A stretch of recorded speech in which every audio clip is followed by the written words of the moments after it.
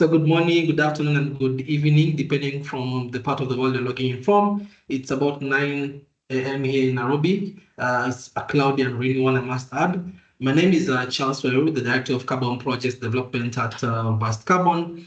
And before I commence today's proceedings, allow me to also allow my colleague who will also be supporting me in this delivery to introduce herself and share something about what she does here at Verst Carbon. Ziana, over to you. Okay, thank you, Charles. Good morning, bonjour, assalamu alaikum to each and every one of our participants joining us today. My name is Ziana Chelimo. I am a Carbon Markets Associate at Verst Carbon, and I specialize in the agriculture, forestry, and other land use sector. Thank you. Thank you so much for that, Ziana. And I will get into today's conversation. First and foremost, I wish to give some bit of color and context to what we are trying to attempt to achieve here today. A couple of months ago, sometime last year, the gold standard, which as most of you know is a carbon registry, reached out or did a call asking companies to express an interest in supporting them or collaborating with them to develop what we call a carbon markets training program that can be distributed globally. It was a lengthy process, but at the end of the process, Verst Carbon was one of 7 such entities who was selected to support them in developing, sharing, extending the knowledge of carbon markets within the context of the Gold Standard Foundation or the Gold Standard Carbon Registry. That said, the bulk of this presentation and accompanying materials was developed by Somerset Origination as part of the program overseen by the Gold Standard Foundation and of course funded by the German Ministry for Economic Affairs and Climate Action. The key thing here is that we look towards sharing some of our personal experiences or professional experiences we have gained as Verst Carbon with respect to trying and provide some bit of context and color to what it means to develop a carbon project. Now, I'm sure most of you have been participating in quite a number of similar initiatives or carbon projects, carbon project development processes across the world. So what we really want to do here today is to try and contextualize the same within the context of the gold standard. That said, we have developed a series of training sessions kicking off this particular Friday for the next 4 Fridays. And for today's particular session, we shall be looking at what we call introduction to carbon markets. And key to note here is that in this introduction to carbon markets, we shall be covering a number of modules, about 3 modules, which shall also be explaining. Then come next week on Friday, we shall be looking at how do we certify a gold standard climate mitigation project. Again, just to provide more context, as I mentioned, there are a number of carbon registers out there, but this particular training module is configured towards how do you get a project, a carbon project registered within the gold standard foundation, or if you like, using the gold standard certification process.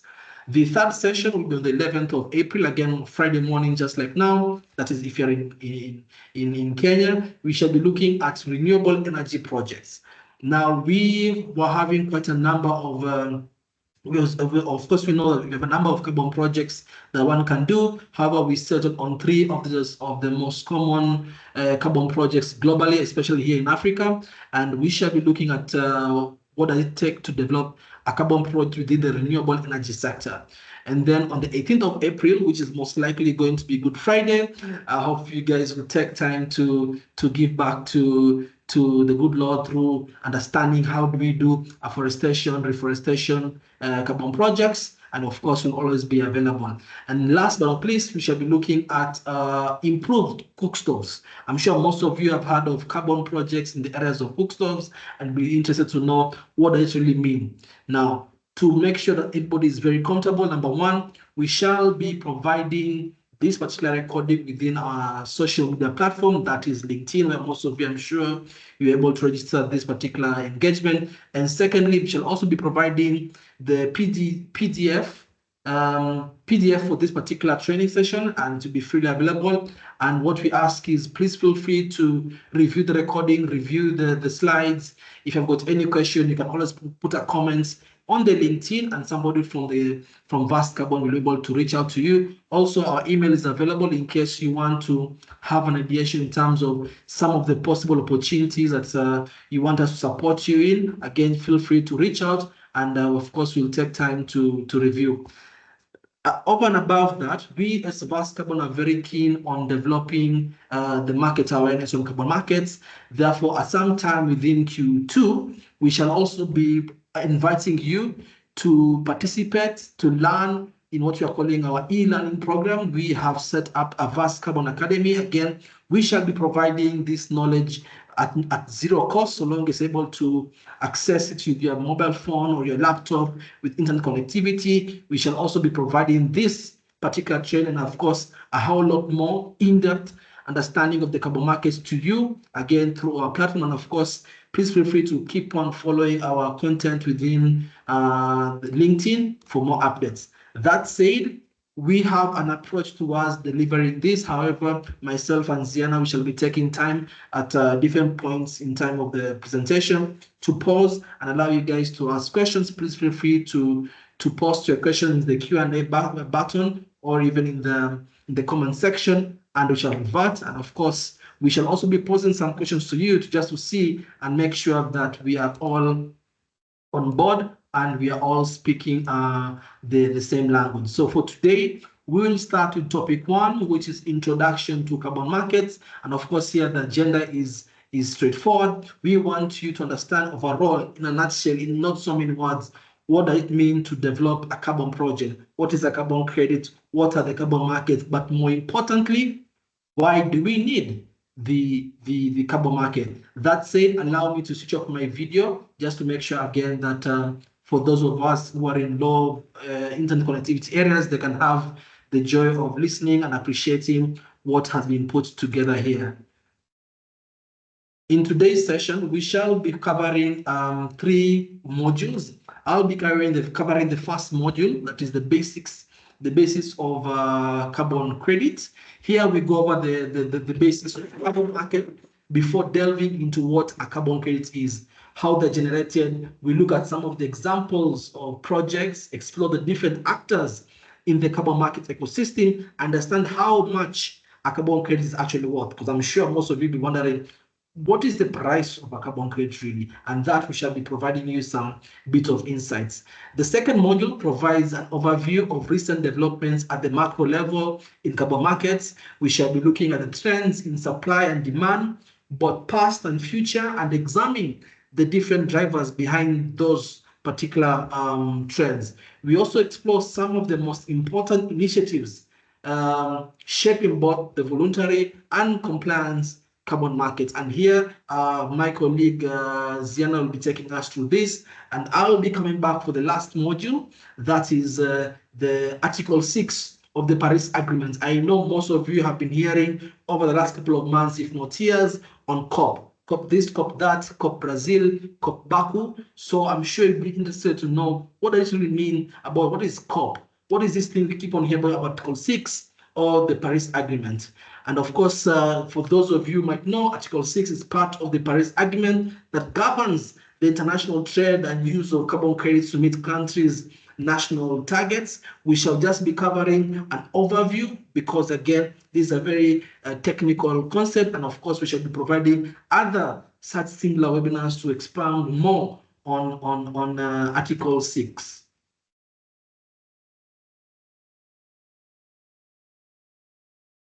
Module 1, basics for carbon credit. By the end of this module, we really hope that you'll be able to understand what is the basis of carbon markets, why do we even have carbon markets, what is a carbon credit, and there's an interesting concept that we call additionality in carbon markets. And of course, don't worry, we'll talk about it because whereas there's a whole lot of possibilities of carbon projects, not all such projects might be deemed to be useful or, in this case, additional to the ecosystem. And of course, how do we generate the so-called carbon credits?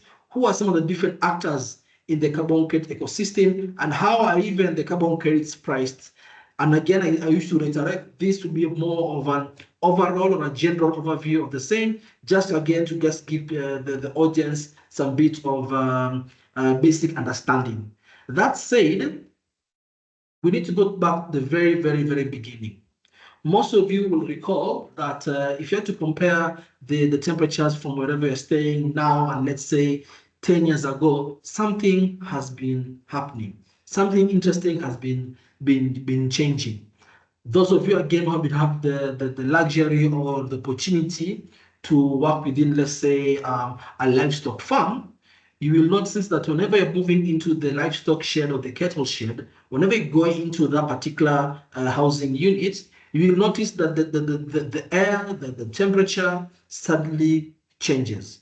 Those of you who have been able to go to, let's say, a sauna, you will take note that the reason why even going to a sauna is because you're looking for a certain kind of temperature effects on your body. The easiest example also to use will be a greenhouse for, let's say, cultivating tomatoes. Again, you go into that kind of a shed, you know the temperature is not as is outside. Now, what is very clear is that what we are experiencing is what we are calling the greenhouse effect. And in a nutshell, the greenhouse effect is nature's way of keeping our planet warm enough to support life. And this is how it works. If you look at the diagram, you will see sunlight, or if you like to be more technical, shortwave radiation passes through Earth's atmosphere and warms the planet's surface. Now, the Earth then radiates this energy back into space. Is what we call long wave radiation. However, there are certain gases within the atmosphere that are known to be trapping some of the outgoing energy. Because of the physical properties they have, they tend to trap this energy, this sunlight, this heat from escaping. Now, these gases have been in existence since the planet was in existence. However, certain human activities, if you like, anthropogenic activities, yeah, certain human activities have intensified this natural process, leading to an increase in the amount of these gases as they're present within the atmosphere. Now, some of these gases, some of you may know, is, for example, carbon dioxide. It's a naturally existing gas, and we know that we as humans tend to breathe out carbon dioxide, or if you like, CO2, and the plants tend to breathe in this CO2. But what's more important for us to understand is that if we understand that the CO2, carbon dioxide, has the capacity to withhold some of this heat from escaping the planet, then it behoves into us to understand that if we are to chop down trees, for example, because of urbanization or whatnot, we are reducing that component which is available within our environment to reduce these greenhouse gases. If we go to some of the industrial areas of our cities and towns, we know very well, when you look at the chimneys, there are certain gases coming out. Some of these gases could be in the form of methane, nitrous oxide, and even the fluorinated gases. Again, some of these gases, most of these gases are naturally existing. However, because of human activities, their concentration has been increasing. And as the concentration is increasing, they tend to trap more and more heat within the planet beyond what is actually required to support human life. And over time, scientists were able to record and observe that the increased abundance of these gases is increasing global temperatures, and hence the term global warming.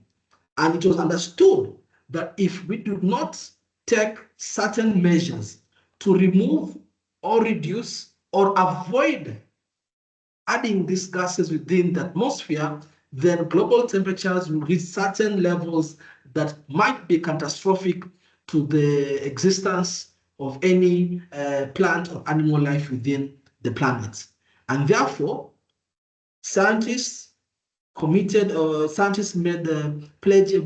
certain reports to governments, and governments convened together at the United Nations level and agreed that we must make certain efforts to reduce the presence of these greenhouse gases, because these are the gases that are contributing in part to what you call the greenhouse effect, and if you like, global warming.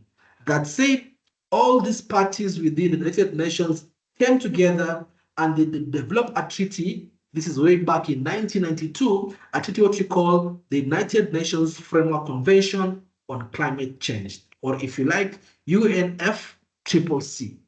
The ultimate objective of this convention and any related legal instrument that the Conference of Parties may adopt is to achieve, in accordance with the relevant provisions of the convention, a holistic stabilization of greenhouse gas concentration in the atmosphere to a level that will prevent dangerous anthropogenic interference with the climate system. By now, I'm sure you have been hearing something to do with 1.5 degrees Celsius, 2 degrees Celsius. What we are trying to achieve is to try and reduce these global temperatures to about 2 degrees of the pre-industrial level. Therefore, if you want to do what we call a carbon credit project, or if you like, a carbon market project, simply put, is to develop a mitigation project that will result in either the avoidance, reduction, or removal of greenhouse gases. I repeat, for you to make an attempt at developing what we call a carbon market project, a carbon offset project, a carbon credit project, and I'll explain these differences later, you must put in place a project, a mitigation activity that is designed to either avoid, reduce, or remove the presence of these greenhouse gases that are as a consequence of human activities. Simply put, because for us to reduce the greenhouse effects, we must reduce or remove those greenhouse gases, and there are quite a number. As you can see on your screen, and please feel free to take a screenshot, but nevertheless, we'll be sharing with you the slides as well as the recording. We have got your carbon dioxide, and as you know, it is a greenhouse gas that is often generated when you're burning some of this fossil fuel alongside its brother or sister, carbon monoxide. You also have got methane, and most of you know that methane is quite prevalent within the transport sector, agricultural sector. If you're going to landfill sector also, methane is quite in abundance. You've also got the likes of N2O, nitrous oxide. Some of the fertilizers we tend to use have got some components of nitrogen within them. And of course, you also have what you call the fluorinated gases. You'll be wondering, why are we even considering water vapor? Yes, water vapor is also a greenhouse gas. An example is the sauna. The only difference between water vapor and methane is the fact that it's not having as much of a negative effect compared to, let's say, the likes of methane. Now, it's suffice to say that all these greenhouse gases have got different levels of lethality or different levels of physical attributes to trap air. For example, if you look at the likes of N2O, we are seeing here it's 300 times more potent than the carbon dioxide. Other gases, the fluorinated gases, you can look at them, you've got like sulfur, hexafluoride, SF6, and the rest. You're seeing that 23,000 times more potent than CO2. Yes, and in this regard, because you're dealing with a project that is looking to remove different kinds of gases, for the sake of standardization of accounting, we have created a system whereby when you're removing nitrous oxide, when you're removing methane, we want to make sure that all these gases can be standardized and be reflective as one.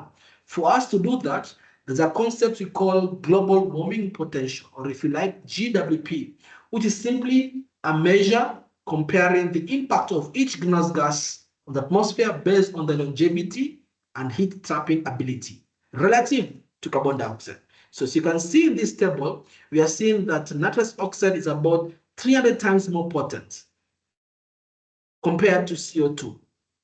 To simply mean, if I remove 1 ton of nitrous oxide, I have removed 300 tons of carbon dioxide equivalent, CO2e.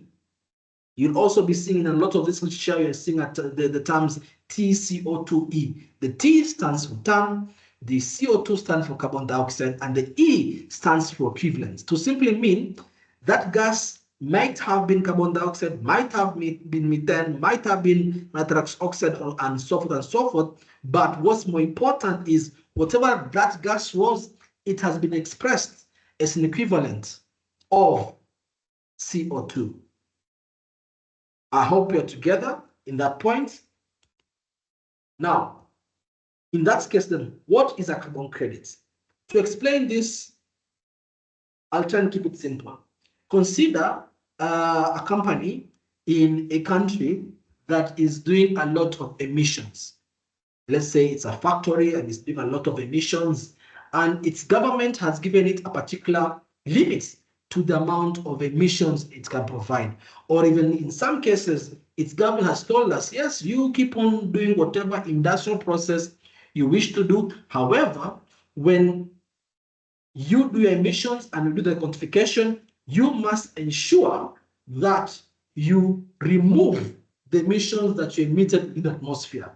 And you can do it in a number of ways. Number one, the easiest way, but the most expensive way, you pay a carbon tax, because you are emitting something that's detrimental to the environment, and you must pay a tax to the government to allow us to remove it on your behalf. The other option is you either develop a project that is going to be removing or reducing those emissions, or buy commodities, buy from those people who have developed projects that are either removing or reducing. So, for example, consider a country in a company in Europe has been told by its government, you need to offset 1 million tons of greenhouse gases that you emitted in the year 2024. And because the company does not want to pay the tax, and because the company is not able to, let's say, plant trees, what does it do? It comes to the global south, for example. It could go to South America, it could go to Africa. Let me give the example of Kenya, where I'm in. It comes to Kenya and goes to a forest project in Kenya. Let's say it's a Karura Forest Project, and ask the developers, hey, have you guys been able to remove verifiable 1 ton of greenhouse gases from a forest project? Yes, we have. What do you need? I need you to sell me that so as I can go back to my country in Europe and I can tell my regulator I have offset by way of purchasing that removal or that reduction. Now, we know very well that we cannot buy air. So what do we do? That carbon, those greenhouse gases that have been removed through certain systems we shall be looking at in today's conversation, you will be able to sell those removals or reductions of greenhouse gases from the atmosphere as a commodity.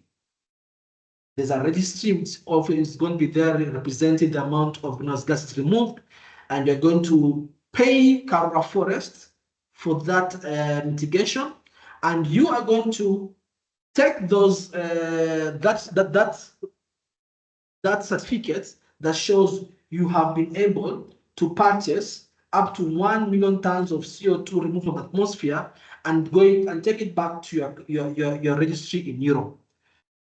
But the key thing here is this that we need to understand. Whereas you are simply offsetting by way of buying this so-called carbon offset, this so-called carbon credits, what you have really obtained as the polluter is a certificate that allows you to remove 1 ton or reduce 1 ton of greenhouse gases.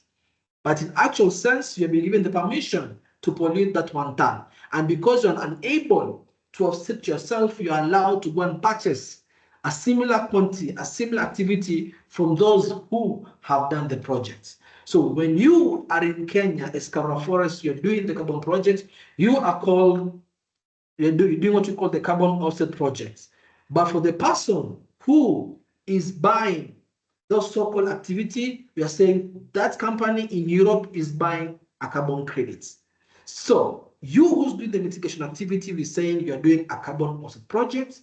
The person who's buying that removed or reduced tons of greenhouse gases is purchasing what we call the carbon credits.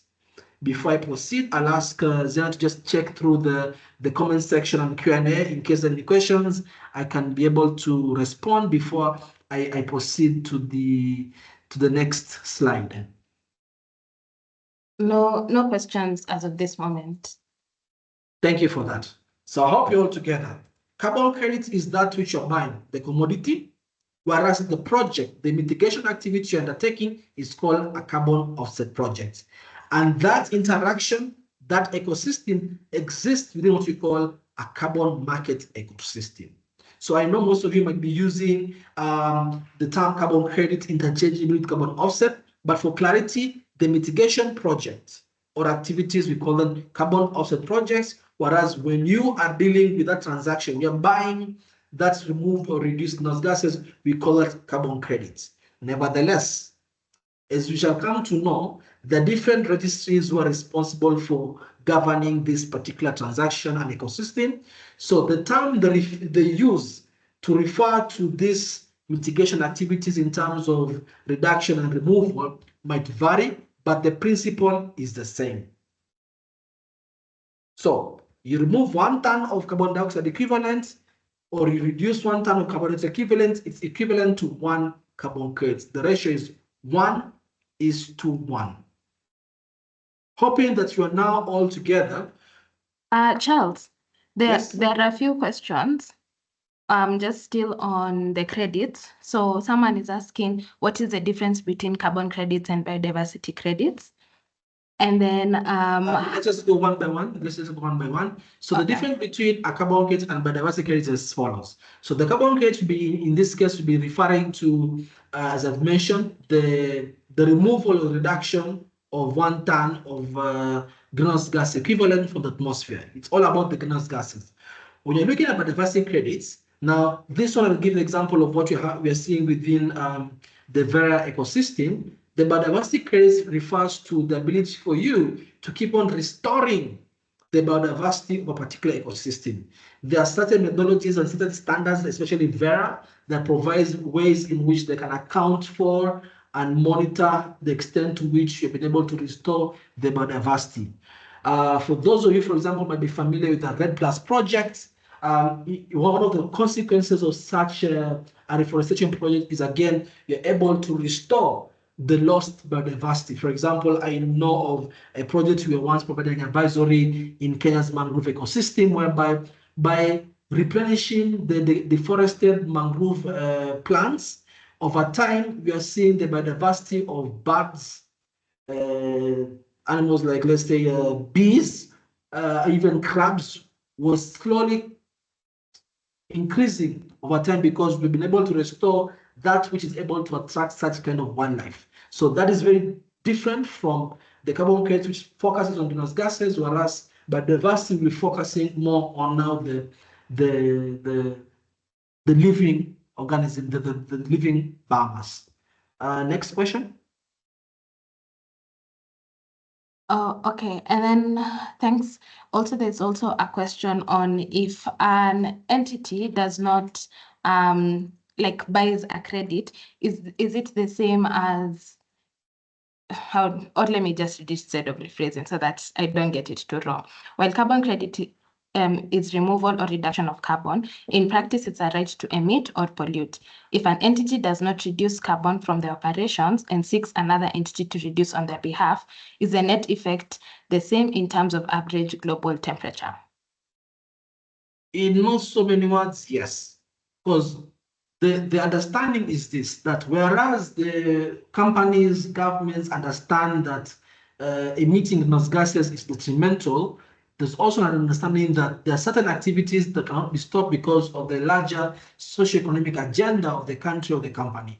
So you're given the provisions to either pay a tax or develop your own carbon offset project, or purchase those carbon credits to offset that which you emitted. So it is allowed. Now, whether or not that has got a residual positive or permanent effect on what you're trying to do is now in the realms of politics of carbon markets, because we understand that those who feel that why tell an oil and gas company to buy carbon credits, yet you can just tell them to shut down operations. The reality is that there's a larger socioeconomic consideration for such activities, and therefore the allowance or the permit is allowed for them to buy carbon credits to offset that which they emitted. So simply put, yes, it's considered that the net effect will be similar. Of course, the ideal situation would be to stop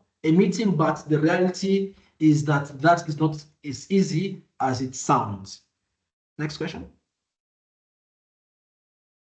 Okay, I think you can proceed because some are quicker. I'll just answer them, but I would also like to request the participants to please drop your questions in the Q&A so that then questions, some that don't need a verbal response, can then just be answered via a reply in the Q&A box.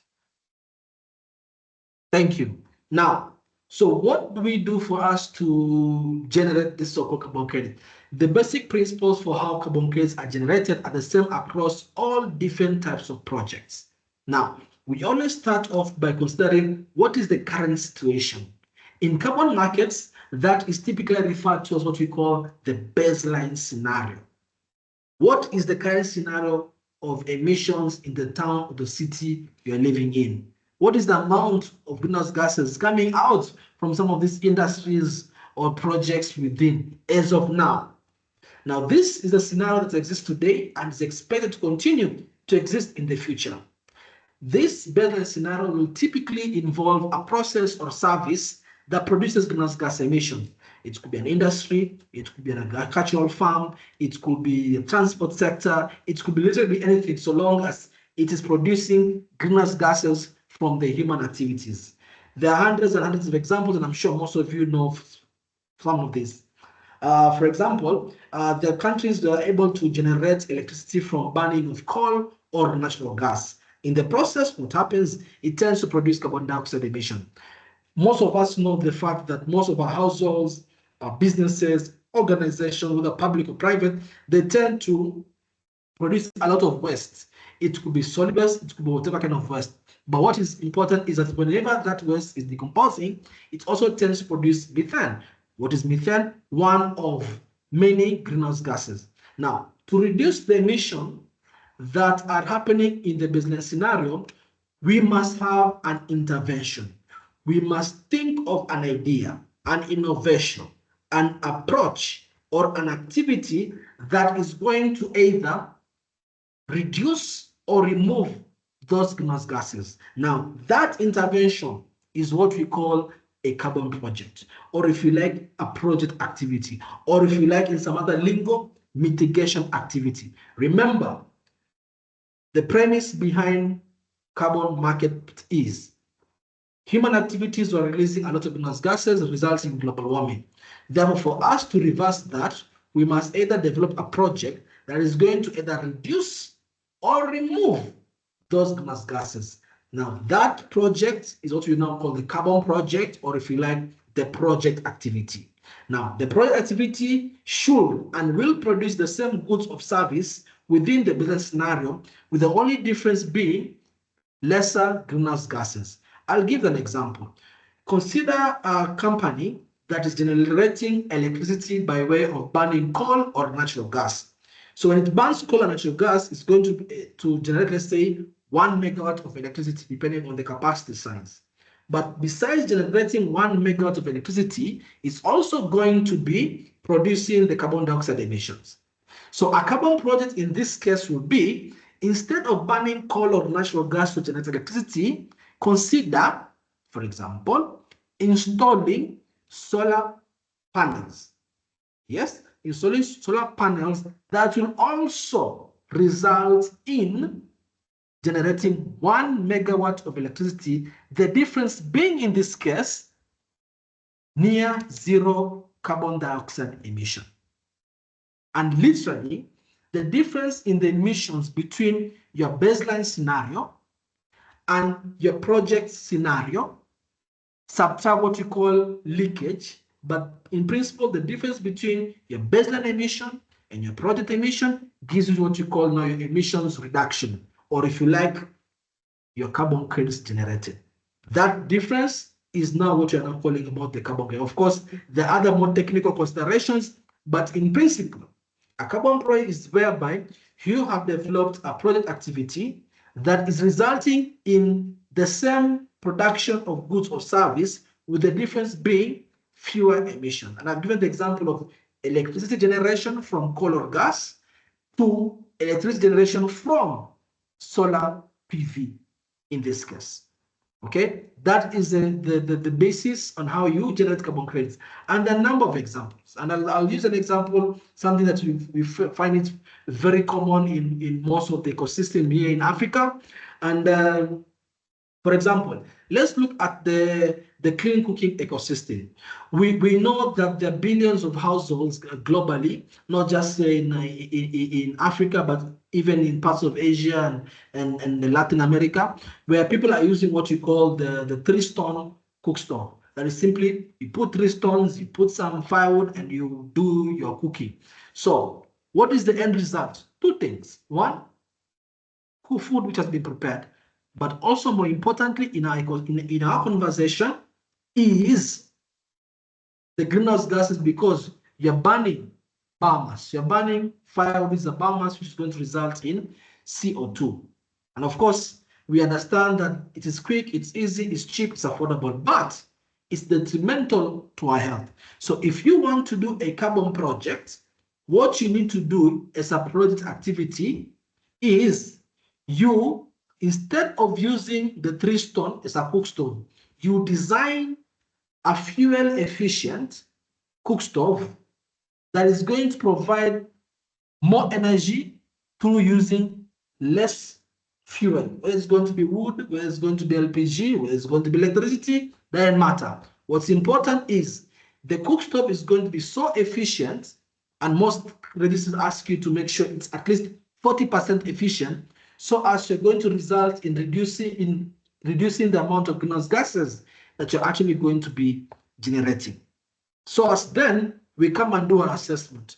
What was the amount of baseline emission when you were using 3-stone? And what is the amount of emission now that you're using an improved cook stove? That is just but one of the many examples that you see. We have looked at the example of renewable energy, that is solar PVs to generate electricity as opposed to coal, for example. And we can go on and on. For example, we know for a fact that about 40% of the world's waste ends up in open dump sites. I think this is an open fact based on where you're staying, particularly in what we call the middle and lower income countries. Now, up to about 90% of the waste is openly dumped in most of these cities. I am sorry to say that even in my home city and where I even work, that is the sad reality. And of course, there are a number of reasons behind that, but I won't get into that. But the fact remains that there's an open dumping of such waste. Now, besides the releasing of such hazardous waste like dioxins in the environment, one of the other things that's going to be happening when that waste is decomposing, especially if it's organic waste, is methane emissions. And as we know, methane is a notorious greenhouse gas. Now, when you're looking at that example from a carbon market ecosystem, we can find a better way in which you're going to be managing the solid waste. And in this case, we can be looking at a situation whereby, for example, can the methane coming from the landfill be captured rather than entering the atmosphere? Okay, in this case, when you're capturing the methane, it can be flared, turning it into a lesser greenhouse gas like carbon dioxide, or the methane can also be used for power generation in other ecosystems. The whole idea is, what can you do to remove or reduce the greenhouse gases based on the baseline scenario? By now, it should be very clear that there are tens upon tens of different carbon projects, and please feel free to give an example of what you think is a possible carbon project in the comment section, and we'll have a chance and see if your example makes sense and clarify if it does not make sense. But there are hundreds of carbon project examples available. Before I proceed, Zena, confirm if there's any question that needs my response.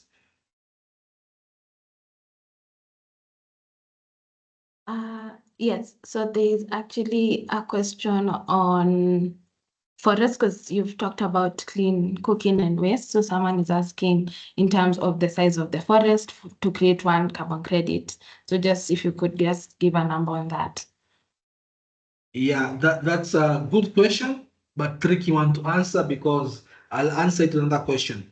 Which kind of trees are you planting? What is the age of the trees, for example? There are a number of factors that will affect the number of carbon credits generated from one tree species to the next. A fruit tree, let's say like citrus, will not give you the same amount of carbon sequestration potential in 1 acre if the same 1 acre has somebody putting pine, cypress, baobab, and so forth. However, if you're looking at fast-growing trees like pine, cypress, usually we usually say that within here, the tropical ecosystem, an acre of pine can give you about 8 carbon credits if the trees are mature. Again, remember this: how do trees really sequester carbon? When the trees are growing, they use CO2. Okay, the CO2 is used to convert it into what we call biogenic carbon. The biogenic carbon is then stored in the stem, the branches that is above ground, and also below ground in the root system. So the more the tree keeps on growing, it's increasing its biomass, then it's able to keep on storing more and more carbon. In other words, if you look at a 1-year-old pine tree, it will not sequester as much as, let's say, a 7-year-old pine tree. So the number of factors, but happy to give more context depending on specific species, trees, and age, and that's really now what we call the carbon accounting process. There are specific methodologies out there that provide the approach. Most of the approach will have the developer measuring the width, the height of the tree, and then the UN body that is called IPCC, Intergovernmental Panel for Climate Change, has provided certain values that speaks to the amount of carbon sequestration by species, by age, and whatnot. So those values are there, but it will vary from species to species because trees sequester carbon and it's stored in the biomass. So a baobab tree of 10 years, of course, will be sequestering more carbon than a bamboo grass of the same 10 years, to put it in a simpler way. Anything else? No, I think what is coming, there are questions on pricing, but I think you'll talk about that in the next slides. So Yes. I think you'll just have to spend a bit more time explaining the pricing. Okay, thank you. Now, at this point in time, we are having a feeling that, hey, literally anything I do can get me carbon credits and, of course, can get me money. Well, not exactly. Within carbon markets, we want to make sure that you are being recognized or you're being rewarded for efforts towards doing actual climate mitigation interventions. Now, within carbon markets, the concept we call additionality, which goes as follows. Now, there are different ways to define it, but this is one example. Listen keenly. Would that in which you're trying to do have occurred on its own, or it will not have occurred absent of your intervention? Will it have happened in the fullness of time? Or if you did not intervene, it will not have happened? For example, consider a section of a forest. Okay, let's say the Congo Basin forest. Consider a section of the Congo Basin forest that has been having cases of wildfires. And now you want to develop a carbon project that is going to mitigate the occurrence of wildfires or the occurrence of forest logging and make sure that you can reforest that section of the Congo forest. The question you'll want to ask you and the question that will be audited is, will that reforestation activity have happened on its own? Maybe the government had planned to start doing it next year or next month, or if you do not intervene, most likely nobody else will intervene, and most likely that deforestation will have continued. Are what you're trying to do additional? So as you can then justify the need for carbon finance to keep on sustaining your mitigation activity. For example, I want to use the simple example of a cook stove. We know that different kinds of cook stoves have got different levels of efficiency. So maybe you want to do a research and design for a 90% efficient carbon cook stove. But the question is it enough Do you have enough finances to make sure you can bring down the cost of your R&D to make sure it's affordable? If the question in your financial model shows that you need additional revenue that can be used to subsidize the cost of your cook stove to make sure it's affordable to the community. If that is what the model will show, then your project is deemed to be additional. To simply say, without you being licensed to do a carbon project, that mitigation activity will not be sustainable. If you look at the diagram, for example, I'll just give an example. It's an example of an improved forest management system. Now, improved forest management is whereby you're trying to see a case whereby some forests which have been designated for logging or timber, maybe can you reduce the harvest rate, and therefore, of course, save emissions. Now, if you can look at the top left-hand corner, the light purple shows the emissions in the current scenario, okay, whereby there's a lot of forests, that are a lot of trees rather that are growing, and of course some are secluded for harvesting. Whereas the dark purple bar represents emission within the project scenario. Now, that green bar, the difference shows you between the emissions from the baseline scenario and the project scenario. But what's more important is this: for you to achieve that GHG emissions reduction, a certain amount of revenue will be required for you to bridge that funding gap. As you can see, the arrow goes to your right, showing you now the viability gap or the funding gap being carbon finance. Look at the cook stove. Maybe for you to tell this household to stop using a 3-stone cook stove and to take your cook stove, 90% efficient electric cook stove that is going for $40, it cannot be affordable. But by using carbon finance, you can bring down the cost of the cook stove from $40 to, let's say, $10. So the $30 will be coming from your carbon finance. Okay, so that's one of the ways in which you can show additionality by way of investment and analysis, or what you call the financial additionality. There are, of course, other ways in which we look at additionality, and the UNFCCC has provided such frameworks. One framework is what we call the Clean Development Mechanism, CDM 201, which provides an in-depth technical view of what are some of the other ways in which we can prove additionality. I'll give the example of e-mobility, for example. Most of the carbon registers will say, for you to do an e-mobility carbon project and justify that indeed it's important, then it has to be demonstrated that the common practice of transportation in that country is fossil fuels. In fact, one methodology within Vera will tell you that if more than 5% of the people who are using vehicle transport are using e-mobility, then most likely they will not allow, because they're saying it's proven that there's a gradual, slow transition of vehicles from fossil fuel to electric fuel. Again, additionality. It's all about making sure that mitigation activities that are approved for carbon finance are absolutely necessary and will not have occurred absent of your intervention. Now, I'll just ask you again to just think of any potential carbon credit project types that you are thinking of or you have seen, and please put it in the chat box, and we can of course be giving our comments. And remember, the chat box will still be open even beyond the conversation today, just again to make sure that we are able to speak more to the subject matter beyond today's webinar. So as I mentioned before, for you to do a carbon project, there are those entities who are out there and they've provided the guidelines. So each project type has what you call a carbon methodology, and this methodology does 3 main things. Firstly, it establishes the conditions under which the project is eligible to be generated. Like I gave the example of the e-mobility project and the Vera methodology. Secondly, it sets out how to calculate the greenhouse gas emission in the baseline scenario and the project scenario, and in some cases, even what you call the leakage scenario. Now, remember, this is pure science.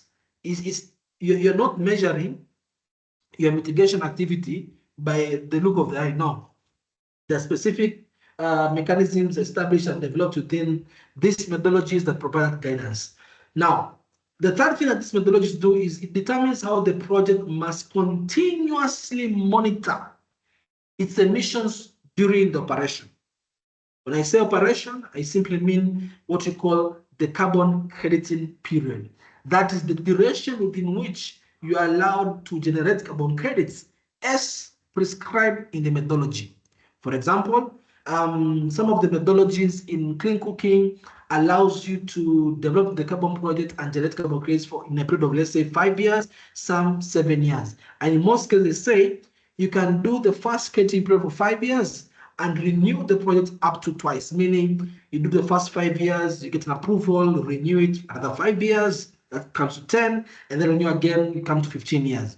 In forests, we're looking at 10 years, renewable once or twice, again, depending on the methodology. Same thing in the case of renewable energy. So there are specific methodologies out there, and if you just Google better program methodologies or CDA methodologies or goals and methodologies, you'll see all the different methodologies applicable for all the different types of carbon credits. Okay, and here you can just see you've got cook stoves, you've got wind projects, improved forest management, hydropower, methane. There are different types. In fact, I know there's one researcher said there are up to 170 different types of carbon projects. Again, and believe you me, there is a carbon methodology out there for each one of those different types of projects.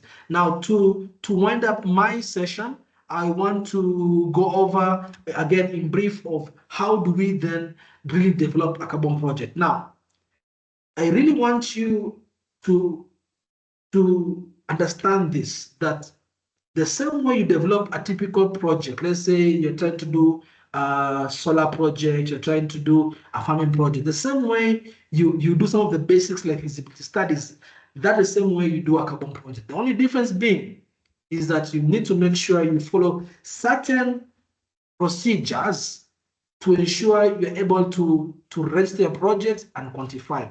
Because I know somebody in the audience is thinking, I've been planting trees for the last 5 years. Can I get carbon credits tomorrow? No. Why? Because you did not walk through this particular journey to make sure the project is registered, okay, and the monitoring procedures in place to make sure you can really quantify and make it verifiable. But of course, if you're looking at most of these projects like forest projects, renewable energy projects, and you started this project about less than 2 years ago, you can still be able to follow this process and have the project registered. Of course, you must follow the specific carbon methodology. Now, what we are calling this is a project cycle, and it has a number of phases. So the first phase, step 1, as you can see there, is feasibility assessment. Now, this is an early stage assessment to determine whether the activity is suitable to generate carbon credits. This will include whether there's a potential to reduce or remove emission and whether there's an approved methodology. Remember, for you to quantify your mitigation activity, there must be an approved methodology.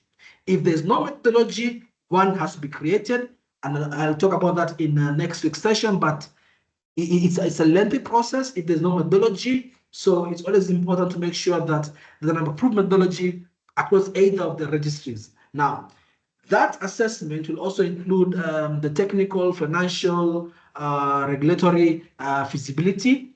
And during that process, this is where now you can say whether or not using, of course, getting advice from your project developer, whether or not that is a potential carbon project. Step 2, as you can see there, is project design and financing. Now, the cost of the project must be calculated through the project lifetime, like any other project you're doing. And it must be assessed against the revenues necessary to make the project feasible.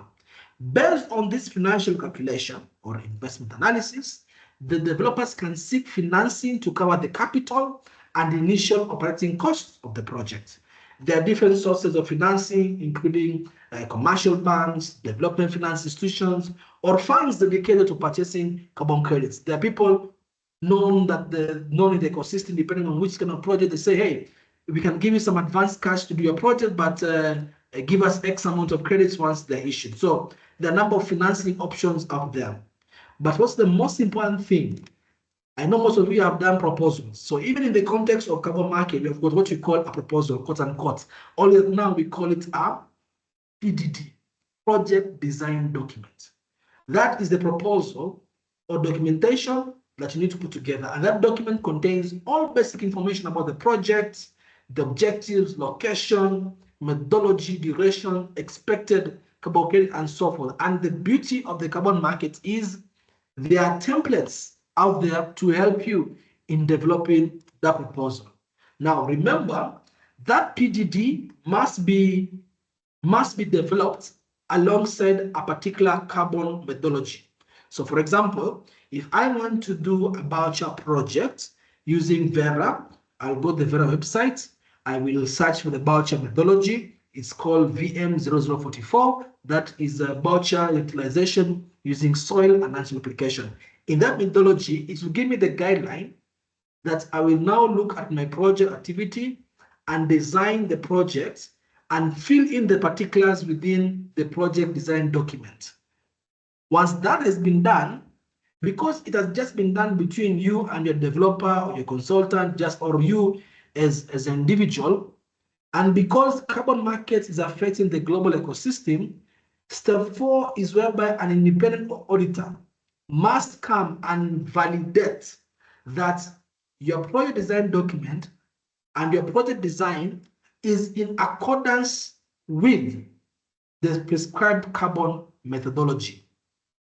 Okay, have you used the right procedures within the carbon methodology? Let's say in this case, VM0044 for voucher projects under Vera. Have you followed the requisite steps? Okay, that must be done by an independent auditor. I'm sure you're wondering, oh, could this be the usual accounting auditors? Not necessarily. Within Vera's website or the Gold Standard website or the CDM's website, they are what we call accredited assessors, what you call the validation and verification body, VVBs. And each methodology or type of project has a specific list of accredited auditors. For example, if company X has been accredited as a forest project auditor and not a voucher auditor, then you cannot use them. You can only use auditors who have been approved for the type of project. Now, part of that process also what you call the local stakeholder consultation. In some case, ecosystem, we call it public participation. You must also make sure that you engage the general public in what you call a local stakeholder consultation, and you gave them notice. You gave them a 30-day notice. Hey guys, come we do this consultation. You invite them to a place, let's say a social hall. You talk about your project in general, the benefits. You add another 30 days to keep on collecting their feedback, and you do a report. Then the auditor in step 4 will also validate that indeed you did a local stakeholder consultation. And then if everything is okay, we move to step number 5, whereby your PDD, your local stakeholder consultation report is submitted to the registry for assessment. Now, it's also very important to make sure that when you're developing a carbon project, you're able to account for the possible SDG targets that your project will be accounting for.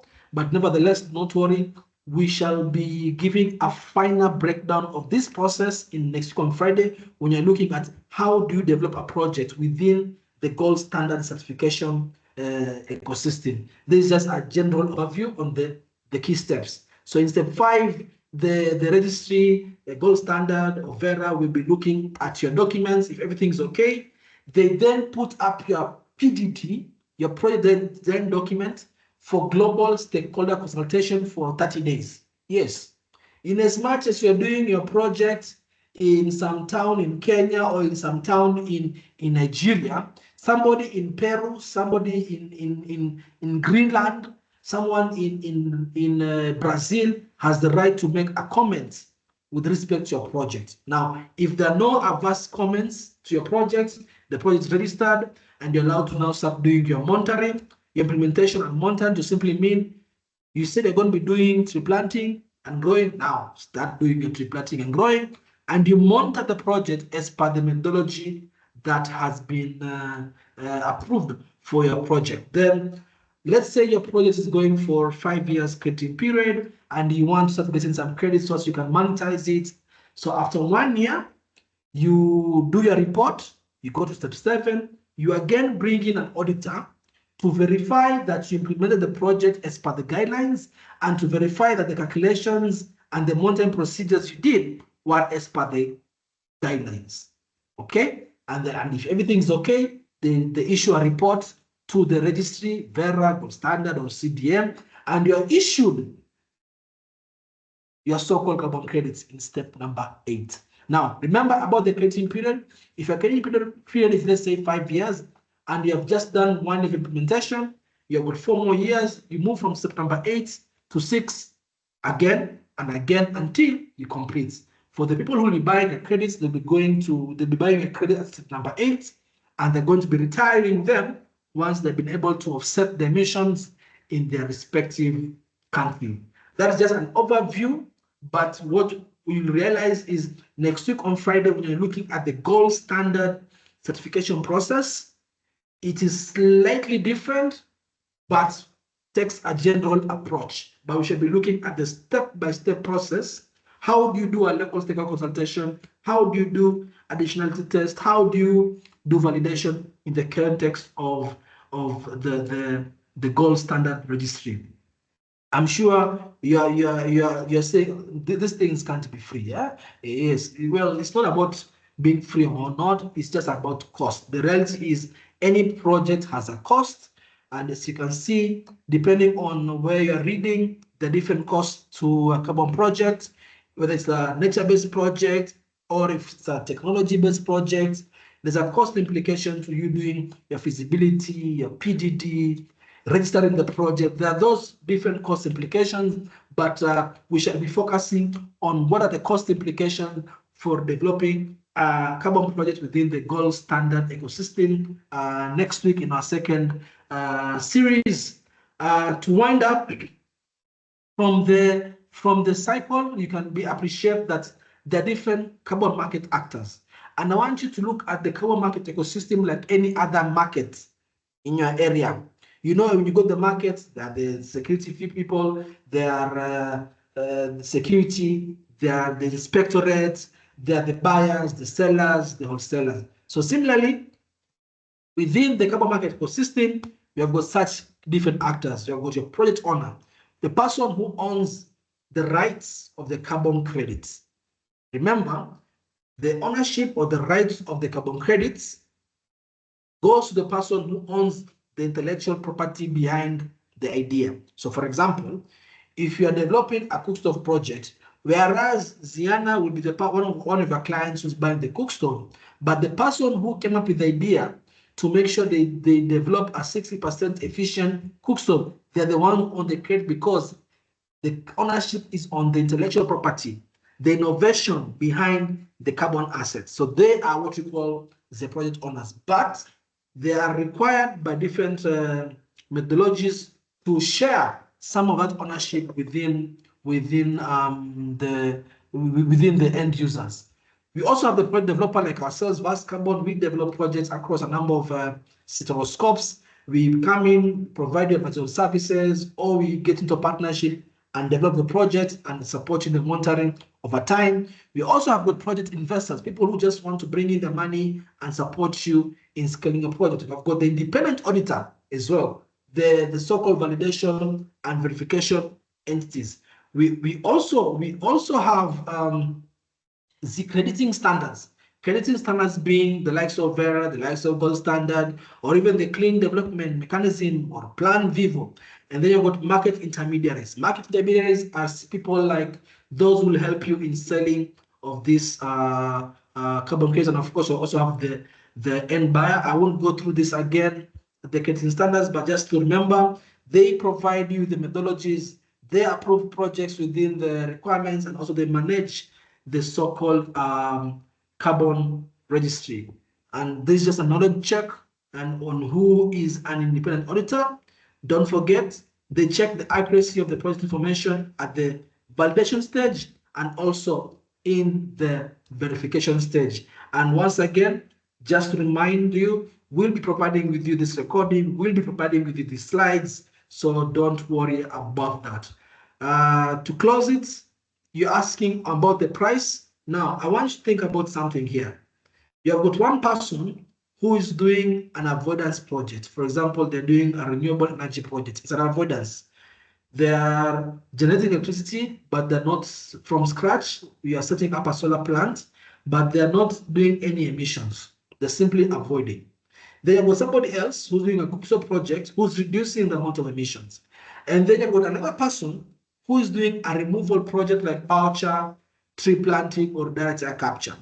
If you really think about it, across these three different individuals, everyone is doing a climate mitigation activity, but the level of effort is not the same. The one doing removals is doing way more intervention compared to the person who's doing, let's say, reduction.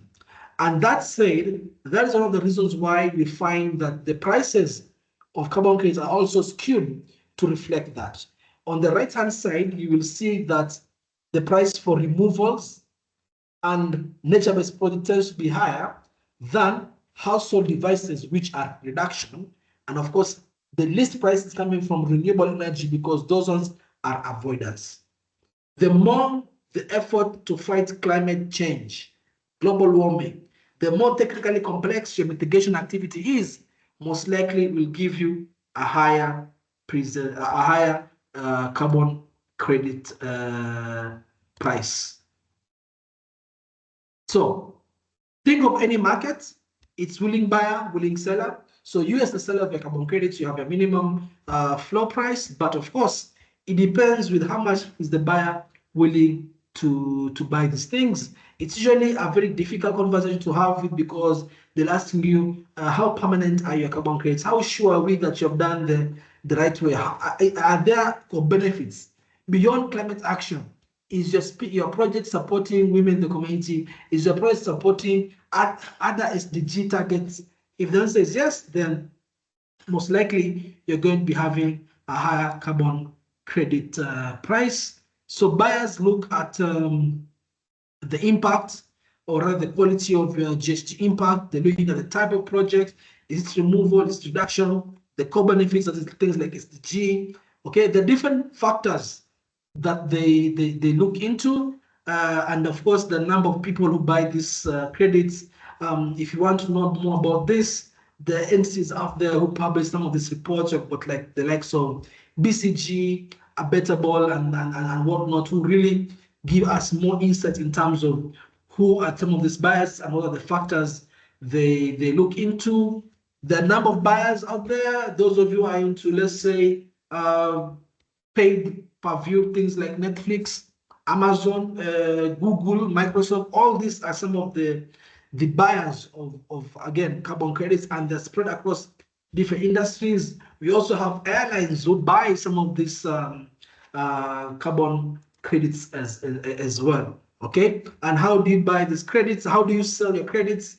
You can deal directly with the buyers. You can do them over the counter through some of these exchanges, auctions. There are quite a number of ways in which these credits are often sold, but of course, it depends on a case-to-case basis and also the level of exposure that your business has. So please just keep on thinking of some of the other things that could potentially affect the price of the carbon credits. Otherwise, I would like to put a stop to that particular session. I don't know if there are any questions from the pool, Zian. Otherwise, just to reiterate, we'll share this recording in the LinkedIn and also provide these slides in LinkedIn and also through the current chat box that you deal with. And remember, this is the first of 5 sessions. Otherwise, Ziana, let me know if there are any questions. Otherwise, I'll then ask you to come in and look at module 2. Any burning question that is yet to be responded to? No, so I think some of them I'll just are part of what I'll be explaining. So we can just go ahead and start, and then I think for any others that need clarification, maybe Charles, you can just go through the Q&A and answer. Again, I'd like to repeat to our participants to please put their questions in the Q&A as opposed to the chat box, so that then we can have all the questions in one place.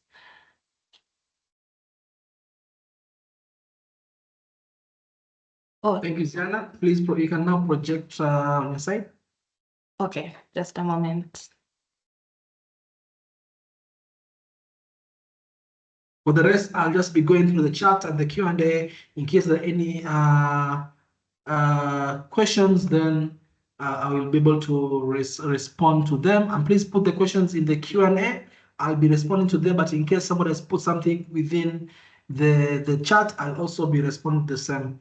Thank you. Over to you, Ziana. Okay, just a moment.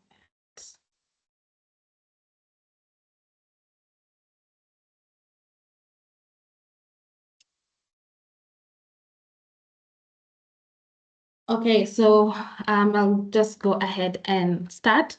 So for this module, we'll be looking mostly at trends, and we'll be going through four main things. Firstly, we'll look at the trends in supply and demand and how this has changed in recent years and what to expect in coming years. Then we look at the drivers of these trends, what are the factors that have influenced these trends. Thirdly, we look at a few of the independent initiatives that have been founded in recent years to uphold integrity in the carbon market and see the impact they are having. And then finally, we'll understand the difference between the two different market segments, that is the compliant and the voluntary market.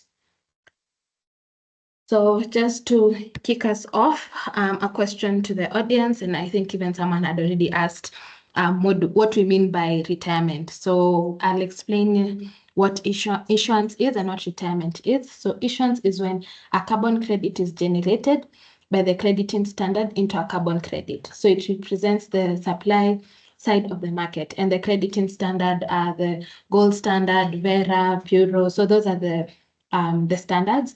And then retirement is when the carbon credit is permanently and irrevocably cancelled in the carbon registry, removing it from circulation. So this is what ultimately drives the demand side of the market. So when someone purchases this carbon credit, it is essentially retired and removed from the registry.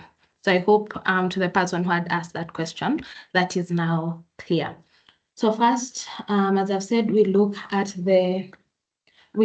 the supply and demand side of the sector, where it came from and what has been the progress so far. So the slide on your screen shows issuances, that is the new supply and retirement and demand since 2018. So some things to note is that firstly, there was a very large increase in supply in the period to 2021, which has since fallen off.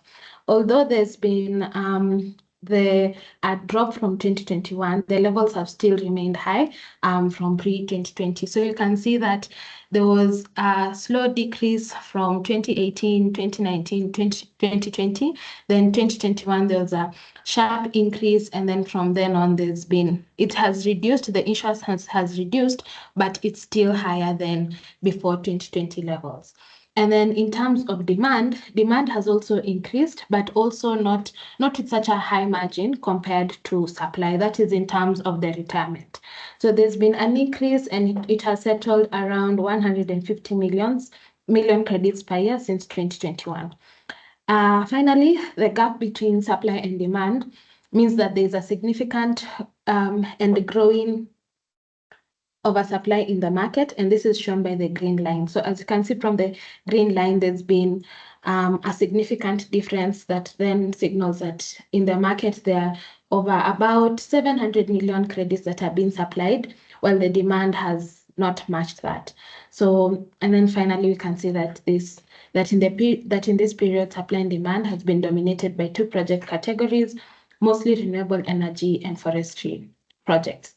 So now looking into the future, we see that it's not so different from the supply side, but then it shows that the share of project registration has been divided by different project categories. These are newly implemented carbon projects that will be generating the future supply of carbon credits. And you can see it confirms that the trends in supply and demand are almost the same as in the previous slide. And this is a notable trend in that renewable energy projects have declined sharply, with the biggest growth coming from household activities, and that for forestry, activities in forestry and credits generated from forestry have fluctuated around the same levels, while agriculture has grown slightly. So most of the credits being generated are expected to then come from mostly household activities, and also agriculture has also been growing slowly but steadily.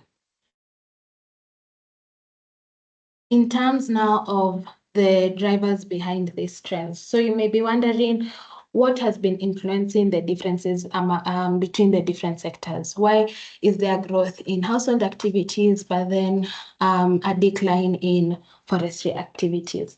So first, for forestry, while project registrations have remained broadly consistent over the last few years, supply and demand of these credits has fallen sharply since 2021. And a large reason for this can be attributed to ongoing concerns about the integrity of some activities, particularly from activities that avoid deforestation and usually called REDD+ projects. So REDD+ stands for reduced emissions from deforestation and degraded land activities. So these credits represent the largest single source of supply from forestry and land use projects. Hence why, if there is a decrease in this project, in these types of projects, then it affects the sector, like all the projects under forestry. And then second, we have the renewable energy projects. So as you can see, also these ones have decreased, primarily because of the new project registrations that have decreased from around 60% in 2019 to only 20% in 2023. And the reason for this has been the changing economics of renewable electricity. So you can see that since the introduction of, or rather the increased uptake of renewable electricity, many places have taken up wind generation, wind electricity generation, and solar, and this has resulted in this being like the cheapest form of generation. So it means that then the extra revenue from selling carbon credits is not necessarily needed. So it doesn't create a good case in the carbon market for financing of such projects or for buying credits from such projects. And for this reason, crediting standards such as Gold Standard and Vera introduce restrictions for registering large-scale renewable energy projects, which can now only be accepted from least developed countries. So from countries that then are not as developed as the global north can then only really apply for, or rather create such projects. And then thirdly, the fall in renewables has been mirrored by also a rise in registration of household device projects. This means that there's also been an increase in improved cook stoves, a rising uptake of such projects, so that it has affected in a way the renewable energies, because improved cook stoves also fall under that category. And then now for the agriculture projects, yes, that's agriculture. There was still a small minority in carbon markets. However, there is a growing investor and buyer interest in nature-based activities, as well as in supporting regenerative agricultural practices, which also improve adaptation. So up until that point, I don't know if there are any questions or anything that needs clarification in terms of trends behind carbon markets.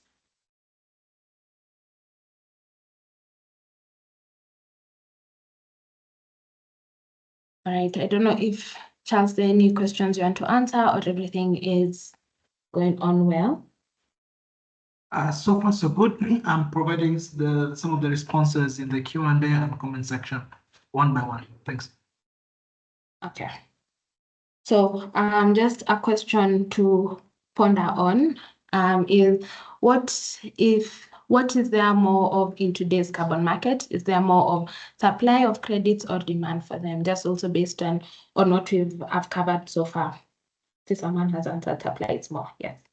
So moving on to now the next section on controversies that have rocked the market. So one of the bigger trends driving recent developments in carbon markets has been greater public scrutiny on certain project types. And I'm pretty sure many of you have also come to see projects in various sectors, be it land-based projects or coke stores, that there've been rising scrutiny or concern on some of the projects that have been happening. So since 2023, there have been several high-profile media stories casting doubt on the environmental integrity of some carbon credits. This started with avoided deforestation or REDD+ projects. I hope you still remember the definition of REDD+.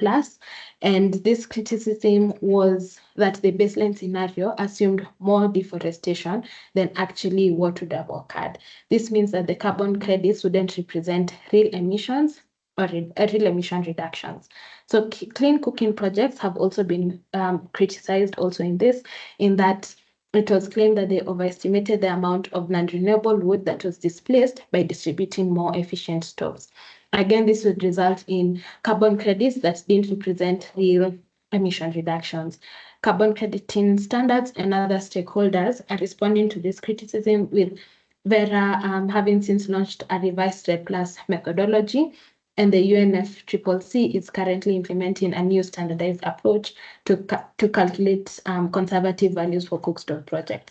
So even with the rising concern of the projects that have been happening, the carbon registry standards have been working to improve this, to revise methodologies such that the methodologies are more rigorous. There is more emphasis on monitoring and evaluation such that the credits generated from these projects are actually real and very verifiable, and then can be linked to actual impact. That is not just numbers that then someone created and is claiming credits for.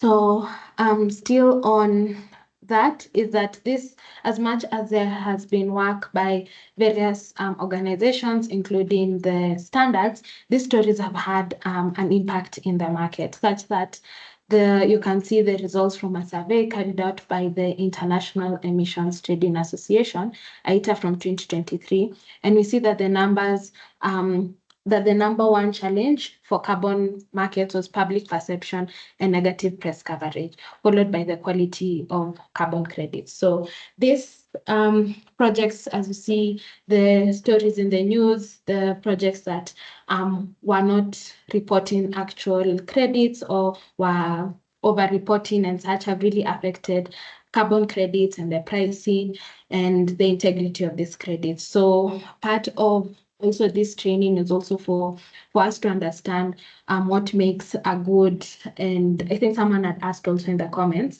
what makes a good and strong credit. So, and that is actually what we will go to in the next slide, that the Integrity Council for the Voluntary Carbon Market was created to actually look into this, to ensure that the carbon credits being generated are of good quality, that they tick the boxes on that. They are actually, I don't know how much to explain this, but they are actually real. So that's, and I know, I think, yeah, there have been concerns, and we don't cast a blind eye on that. So some of the things that they have been looking into is that they created core carbon principles, and these are a set of global benchmarks to ensure integrity in the voluntary carbon market. So the three main things that they look at is the governance, the emissions impact, and the sustainability development aspect of it. So governance is that there is effective governance, tracking, transparency, and robust independent third-party validation and verification. So to explain just what governance is in a nutshell, is that how the general running and development of the project is of high value, that then you can track each and every credit to how it was generated. So you can say, if I'm reporting for X and Y's cook stove in their house, I can actually show that Mr. James in his house was using firewood. Now he's using maybe electricity or an improved cook stove, and that can actually be tracked. That if I go and check, I will see he's no longer using 3 stones. He's now using an improved cook stove or an electric cooker or something of the sort, so that then it is actually tracked. In addition to this, is that one of the key things is that your project needs to have a robust, independent third-party validation and verification. So just as in other sectors, there's auditing, companies audit their finances, their auditors, the same applies to carbon projects. And then there is a third party that then will come and say, just as I've said, Mr. James is in his house using now an electric cooker. An auditor will come and say, yes, I've come and checked this, and it is true, Mr. James is now using this cooker. And then that the emission that is being claimed is actually true and verifiable. Secondly, are the emissions impact. So here there's some terms that are new to some of us. So there is additionality, permanence, robust quantification of emission reductions and removals, and no double counting. So first, additionality. So additionality checks to prove that this project would not have happened without carbon financing. And there are many ways to check this. One of them could be common practice, that in my area or in my region, I'm the only one who is doing this project. So it's not common. The common practice in my area is that people use 3 stove fires or 3 stove cook stoves. But now I am introducing a project where we will use electric cook stoves or improved cook stoves. So then you show that it is additional in this way. So it's not common practice. So hence why I need carbon financing to then do this project, because it's not common practice, as I've said. Another one would be investment barrier, that then this project needs X amount of money and I am not able to do it without this money. So and there are many other ways to prove additionality. So I've just taken those 2 examples. And then permanence, I will now use an example from forestry, or rather the land-based or nature-based sector. So for permanence is to show that for the credits or the emission reductions I'm claiming my project has removed or reduced from the atmosphere, they won't be released back into the atmosphere. I'll also explain with an example. So, for example, we have a project for trees. It's a forest covering 100 acres. But this project is only viable for as long as these trees remain. But if there's a fire that comes and raises down this entire forest, what has happened? All the carbon that was stored in this forest has now been released back into the atmosphere. So in that case, it's not permanent. As much as the fire was not as a result of maybe humans or someone setting the forest ablaze, but then the carbon has still been released into the atmosphere. So one of the things you want to ensure is that your project is not resulting in these emissions being released back into the atmosphere. So if they had been removed, captured and stored somewhere, then they should not be released back into the atmosphere. And then robust quantification.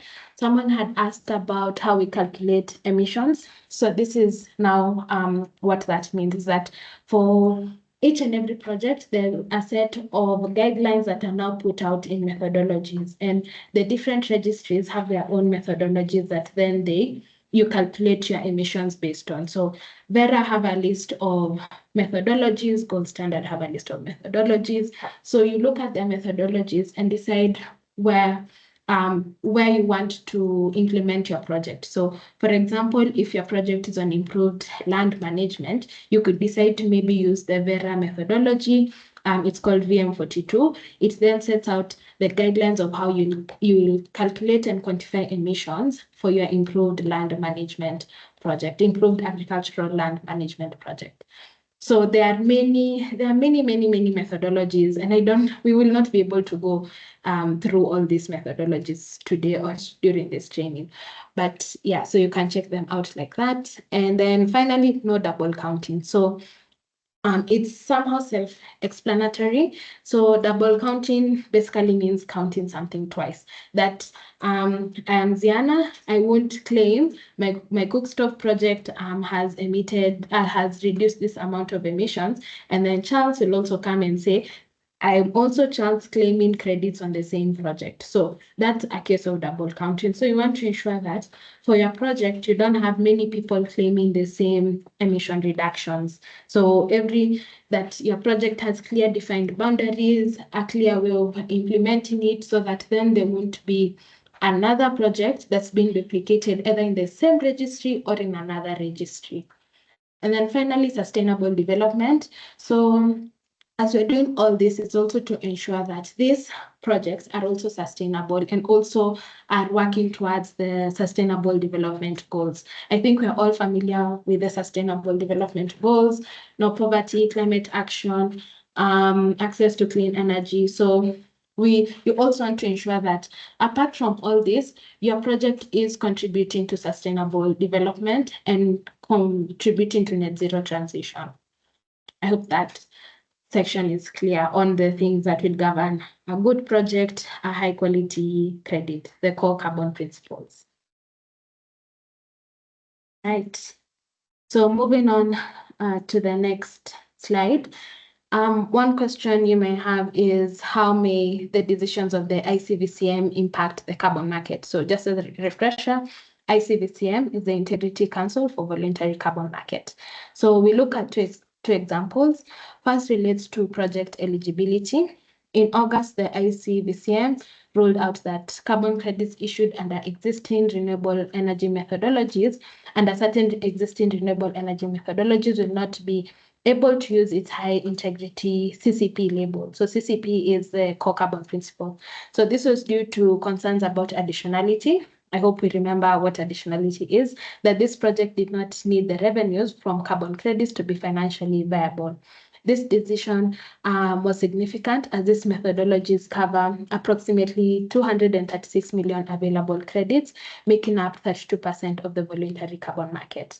And the ICVCM is currently assessing more methodologies to see that these credits meet the CCP requirements and could not therefore have an impact on demand for them and the price they can command. So the second example is about wider market alignment, and the objective of the ICVCM is to provide a global benchmark for quality which other actors can adopt. We see some evidence of this already. For instance, in the second news headline shown on the screen, the online trading exchange Expansive, hope I'm saying it, yes, Expansive, launched a contract through which only CCP label credits can be traded. This makes it easier to buy and sell large quantities of CCP labeled carbon credits in an efficient way. This market alignment by buyers, exchanges, national authorities may continue as the ICVCM continues to assess more methodologies. So I hope you're already seeing how the ICVCM is having an impact in the market already. And then finally on that is the VCMI. You will excuse that the carbon market sector or the industry usually has quite a bit of acronyms. So apologies for that, and it may be hard keeping up with so many of them, but please bear with us. So on the demand side, there's the Voluntary Carbon Markets Integrity Initiative. So this is, just in short, called VCMI. Yeah, I know it's almost similar to ICVCM, but now this is VCMI, and this aims to establish when and how companies should use carbon credits for voluntary purposes and how they should communicate this. They have done this through their claims code, which was published in 2023. And as you can see on the screen, there are 4 steps under this claims code, which then you can be used. So first, there is a complying with the foundational criteria.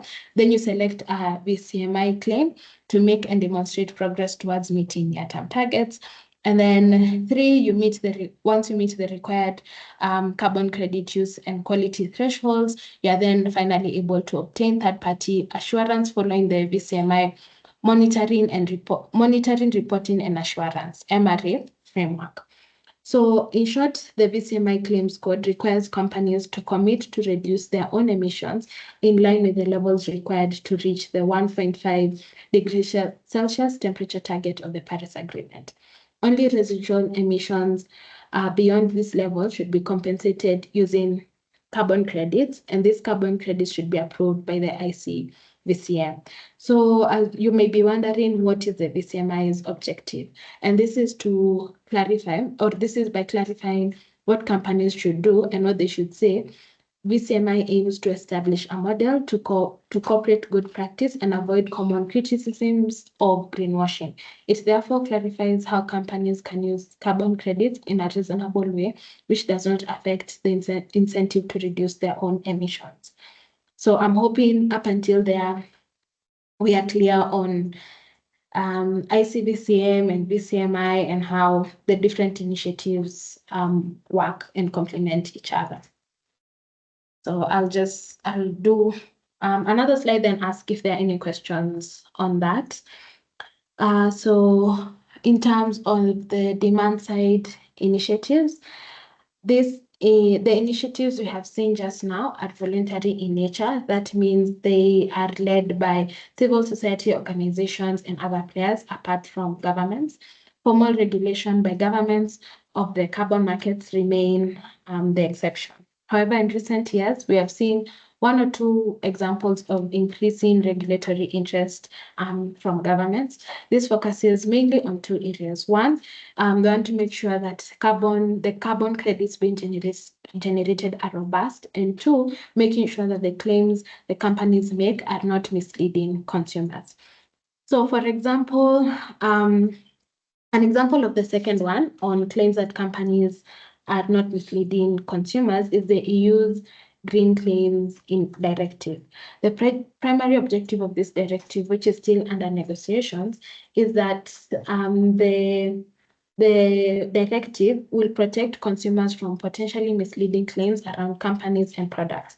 One of the issues it deals with is carbon credits and claims around them, such as carbon neutral. This kind of claims based on using carbon credits cannot be made for individual products. Companies may still make carbon neutral or reduced climate impact related claims subject to several transparency and disclosure requirements. But this includes reporting information on the carbon credits retired. Offsetting claims would be subject to the company having adopted a net zero target. So I hope that's clear. I know the example is not, because I think most of our participants are African, and I know the example is not African, but I hope you can see how other countries are working to ensure that there is regulation amongst claims, especially on the demand side of the credits. So up until that point, I don't know if there are any questions or anything for clarification. Forgive me, I am trying to move quickly as I can see time is quickly moving. So yes, but I hope up until there we are together.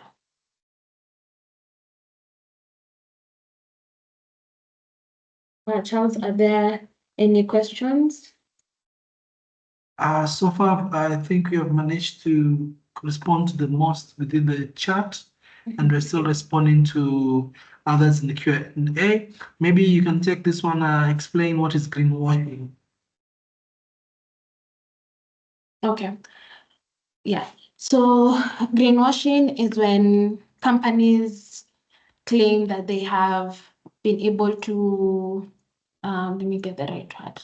Yes, that they're claiming that they've been able to either do certain activities that have resulted in reduction of emissions or removal of carbon emissions, but they actually have not. So you are claiming that your company XYZ has been able to do this and Y in the environment, but when you actually check the company and scrutinize its activities, that's not the case. So there have been, basically it's claiming for something you have not done, especially in regards to climate change mitigation and in terms of carbon credits.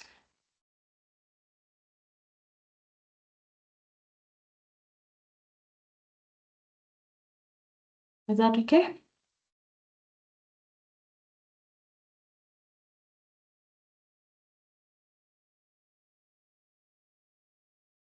All right. So moving on swiftly, as I had said, we'll also look into the differences between compliance and demand. So you may be wondering, I think I had mentioned that what we've been looking at the voluntary market, but there's also the compliance side of it.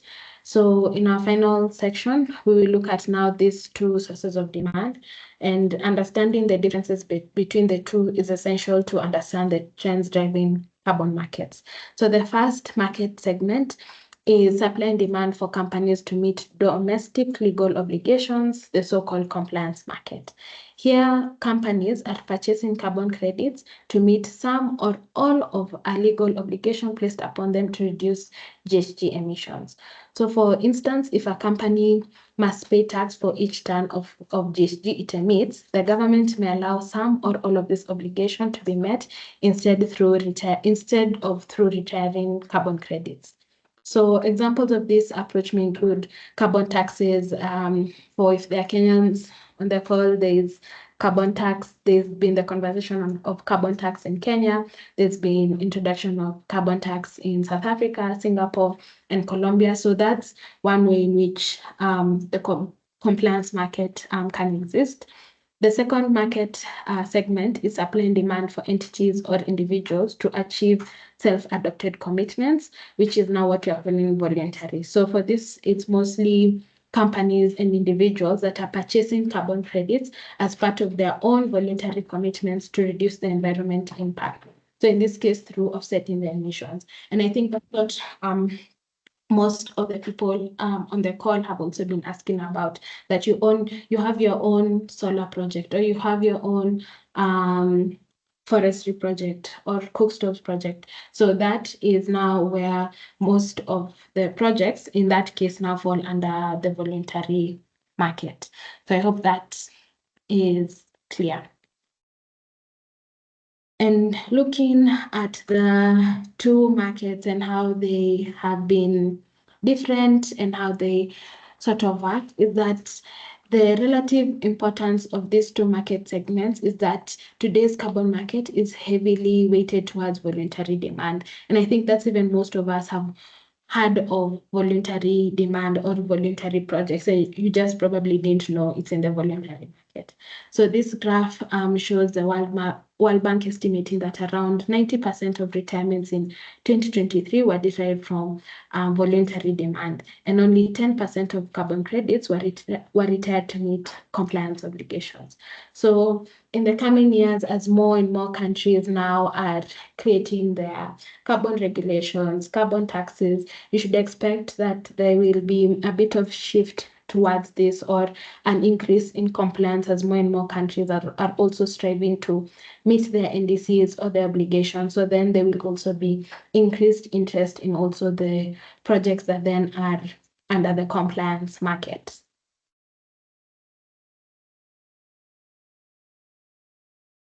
So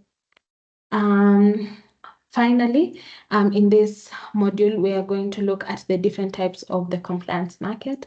So the three that you should be aware of is first, the international carbon market under Article 6 of the Paris Agreement. I think we've heard about the Paris Agreement. Charles will go more into detail about this in the next slides. But then here, carbon credits are traded between countries and used to meet the buyer's national emission reduction commitment, which is now what we call the NDCs, the nationally determined contributions.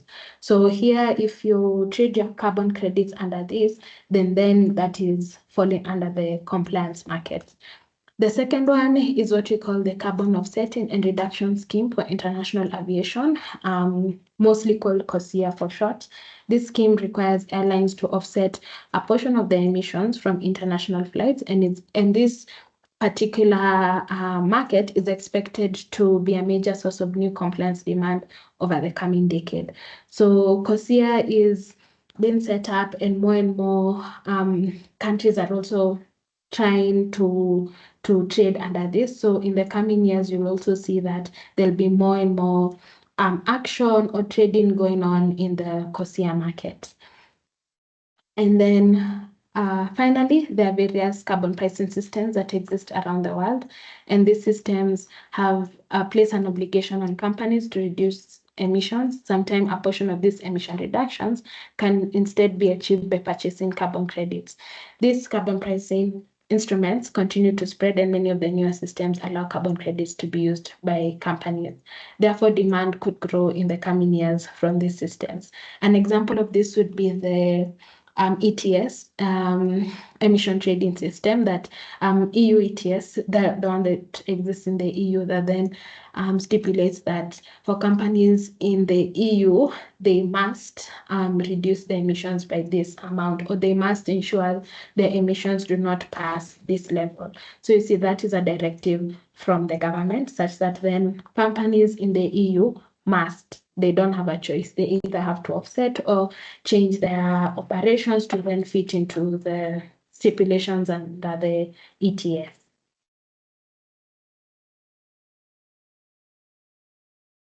Okay. So just to give a bit of context into COSIA, just as I've mentioned that in the coming years, there will be a bit more action and trading in COSIA.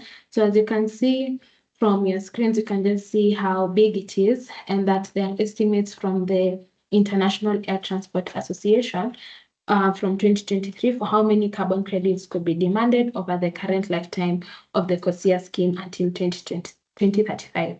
We can see that in the first phase, the 3 years between 2024 and 2026 at between 64 and 162 million credits, and are needed by airlines to meet their commitments. So this is a significant source of demand, given that the total retirements in 2023 were around 180 million. In the period after 2027, the annual demand grows, and the separate analysis by the market analysis firm Appetable has found that current supply potential may only be sufficient to meet demand until 2029 or 2030. So from COSIA, you can see that there is increased demand, as I think as the world is continuing to evolve and grow, it is likely that air travel will most likely increase. So there will be increased demand from COSIA for projects that then can then assist them to offset their emissions. So yeah, I think, yeah, so based on that, just again, for your own internal reflection or from what you've learned from that, what do you think is the larger market segment, compliance or voluntary demand? Just from that. Yeah, I think someone has said voluntary market, yes. So yeah, so I think that comes to the end of the module I was taking you through. So I hope now you have a better understanding of the trends behind carbon markets, the different markets that exist. And yeah, are there any other questions before I hand it back to Charles?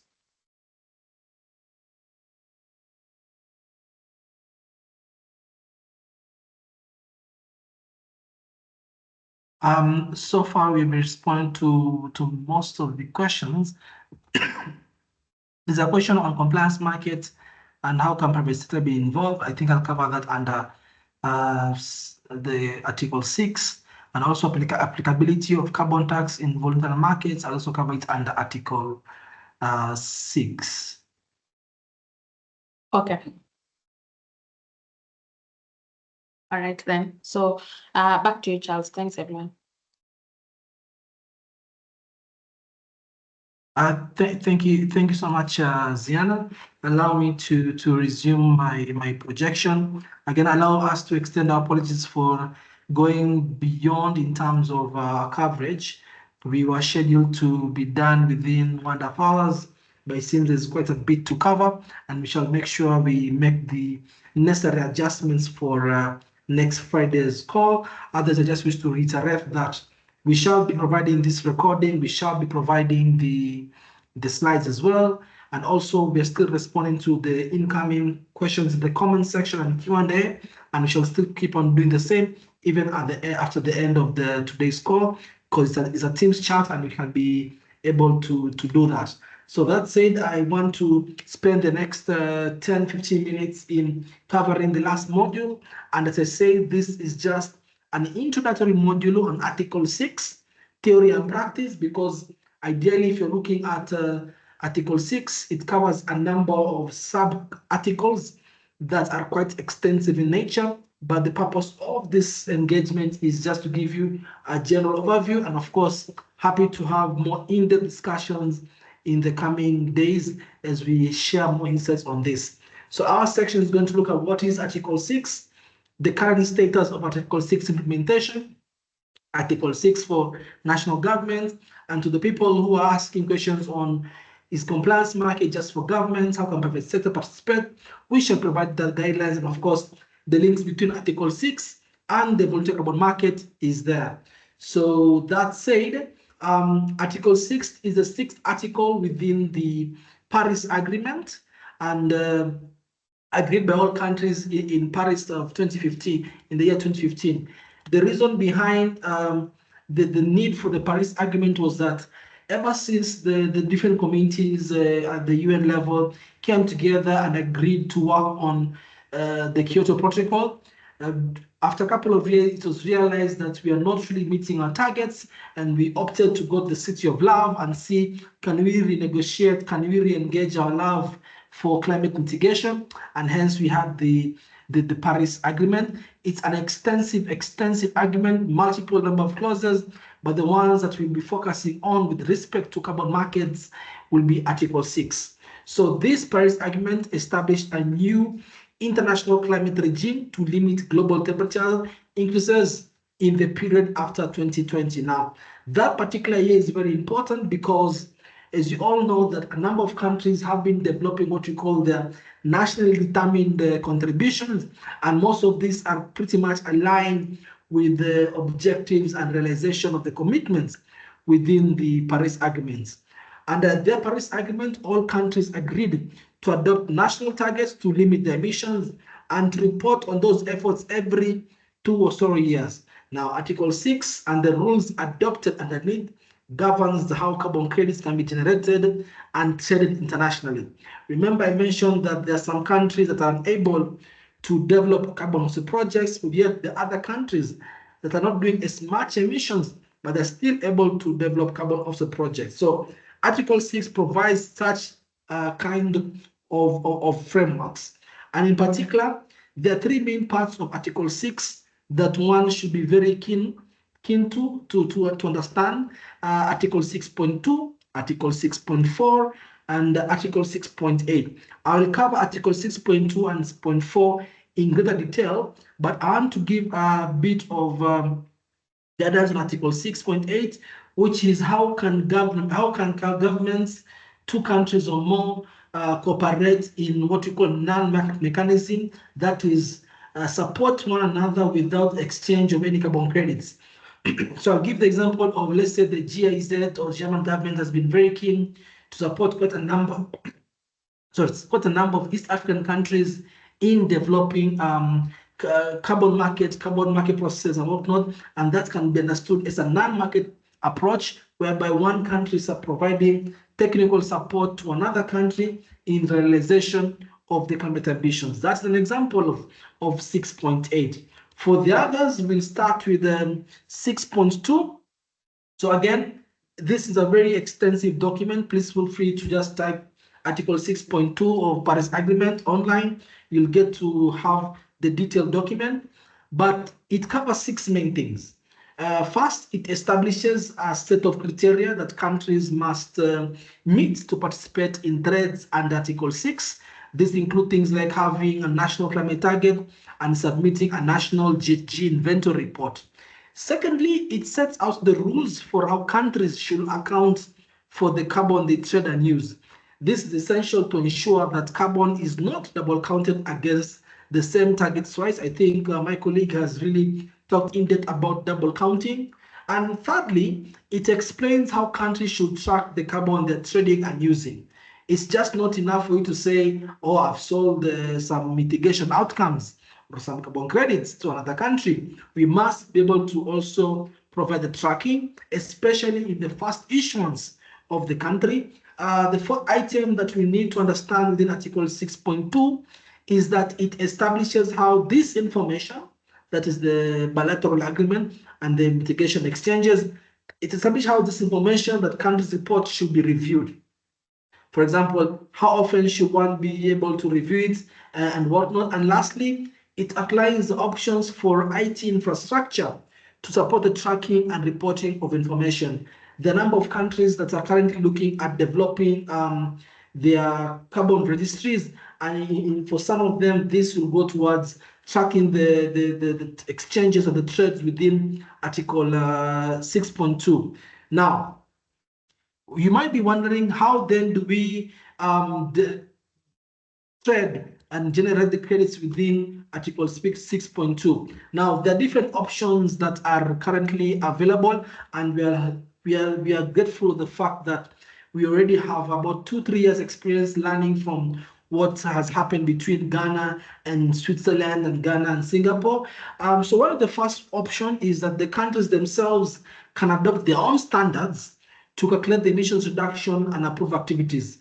This will be purely bilateral approaches. So, for example, if Switzerland wants carbon credits or mitigation outcomes from a particular sectoral scope in Ghana, they might decide, hey, we don't want to use the CDM methodologies, we don't want to use any other methodologies, we want to have our own unique methodology. So that is one way in which the carbon credits being generated or the mitigation outcomes being generated can be audited.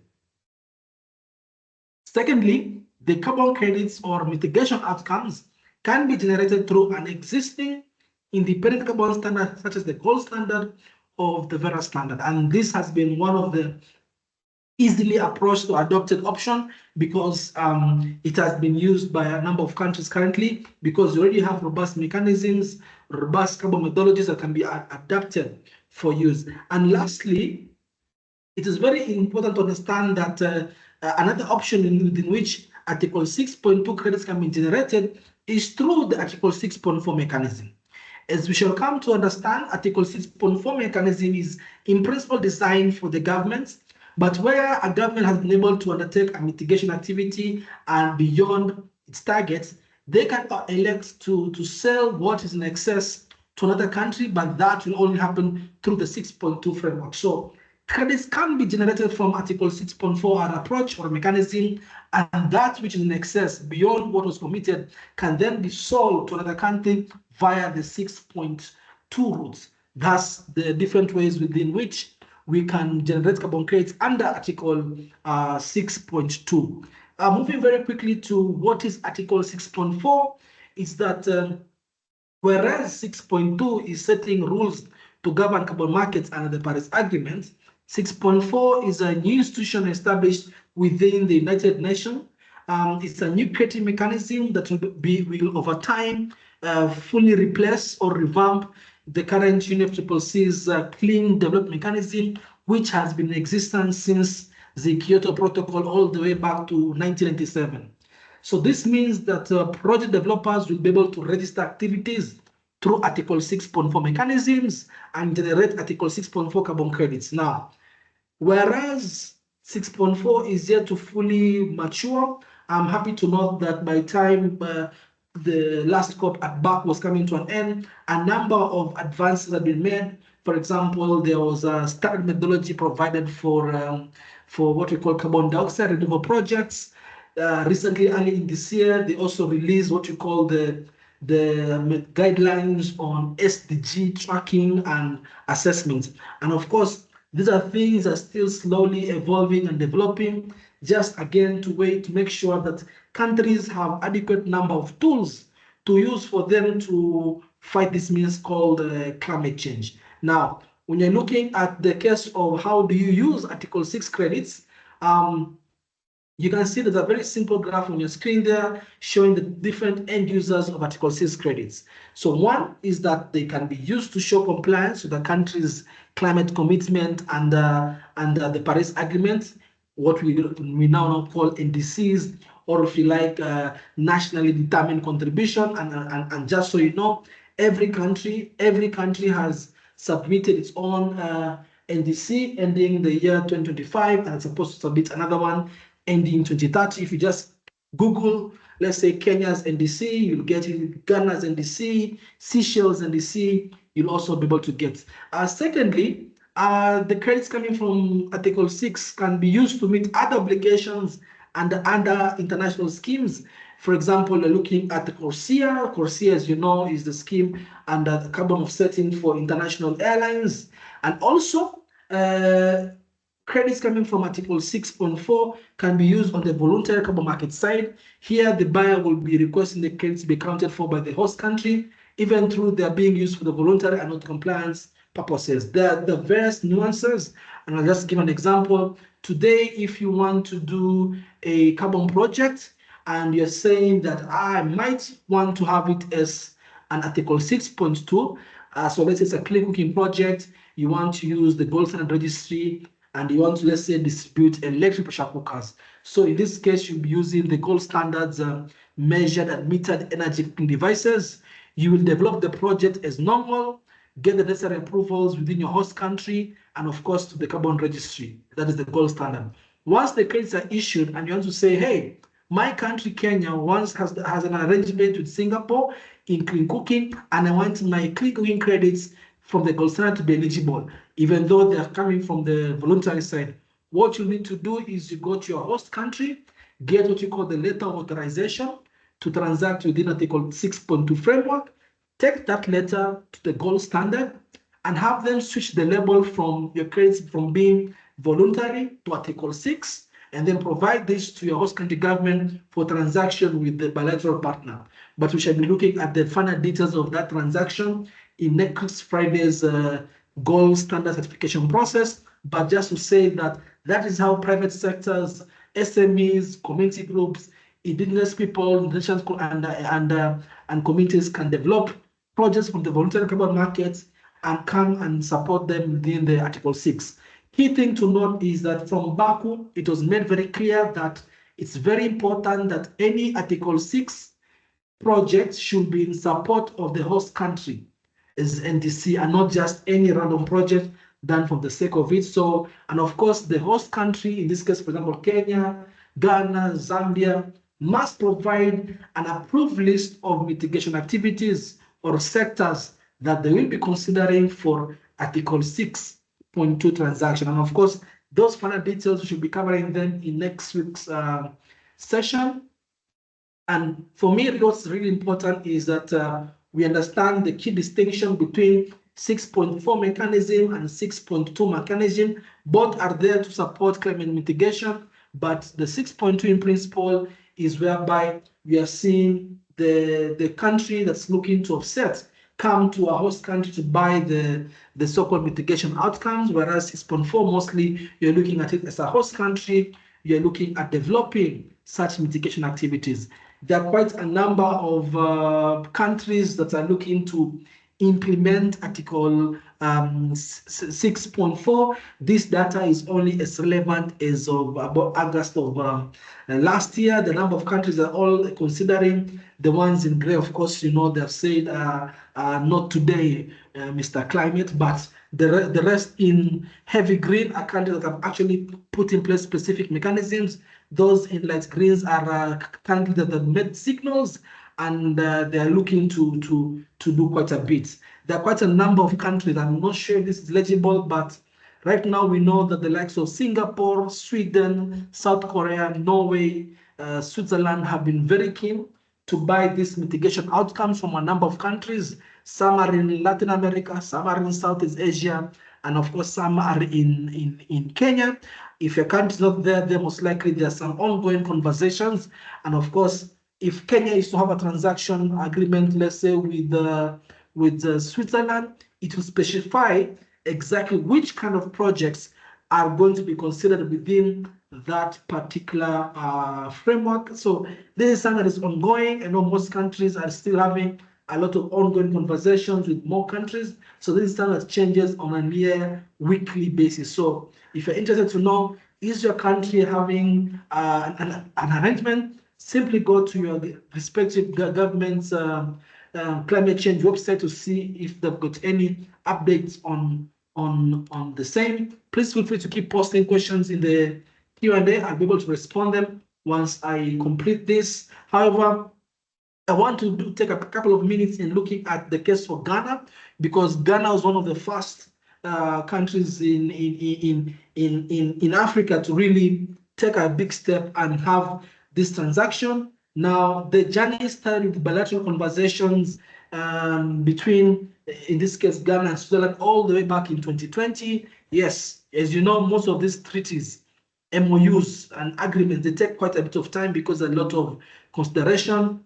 Now, these agreements typically set out the terms of the Article 6 cooperation between these two countries, and to be very clear, they are legally binding. Yes, once two countries sign and adopted by the respective parliaments, they become legally binding because they speak to a UNFCCC framework, which of course, as you know, is also equally legally binding for the countries. Now, in the meantime, Ghana has spent quite a bit of time in developing its national frameworks, and by January of 2023, they published those frameworks covering which ministers are going to be responsible, what are the responsibilities of the project developers, the process of getting approvals and whatnot.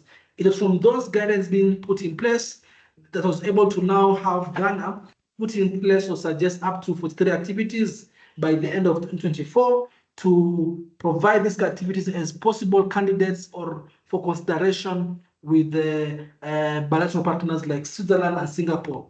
And interestingly, that those 43 activities have been having a financial value of about $800 million between now and 2030 in terms of the kind of investments and trade that will be coming through. And if you really look at that number, you can understand that this is one way in which a country can be leveraging its carbon offset potential, its ability to sequester the greenhouse gases beyond its individual needs and sell it as an export commodity, get this money to come into the government and invest that money back into the respective projects. So view this Article 6 transaction, one, as a mitigation initiative for the host country and the buyer country, and two, as a way in which governments, especially in the developing world, to acquire external financing to scale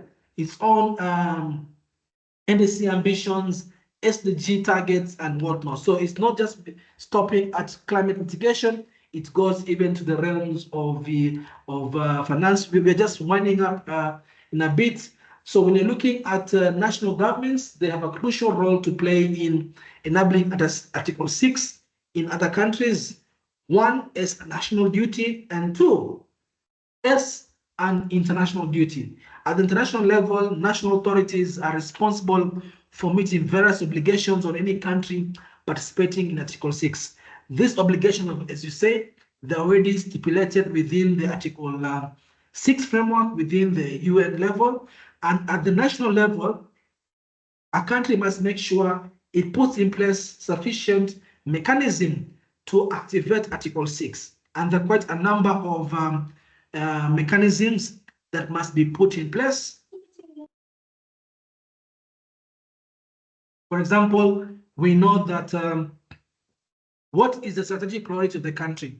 What is important for Kenya? What's important for we as Ghana, we as Senegal, with respect to meeting our national determined contribution? Because if you are coming to want to do an Article 6 project in a sectoral scope that is not a focus area, then it's not likely to get any kind of consideration. Secondly, you must also make sure we have got the relevant legal and regulatory agreements in place to participate in Article 6.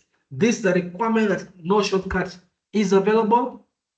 You must also make sure you've got adequate institutional arrangements that will establish the relevant governmental bodies and agencies, we call them the designated national authorities, who will be charged with the task of overseeing all these processes. And the other thing is, of course, operational procedures. These are the various rules and processes that participants must follow. Whether the public sector or private sector, this must be followed. And remember, when you're talking about, let's say, Ghana transacting with Switzerland, it's not that it's directly the government's transacting, but it's the private sector entities within the private entities within Ghana having that arrangement being presented or being cleared for selling the commodities to the private sector companies within Switzerland. And lastly, of course, we must have national infrastructure that will underpin the Article 6 participation.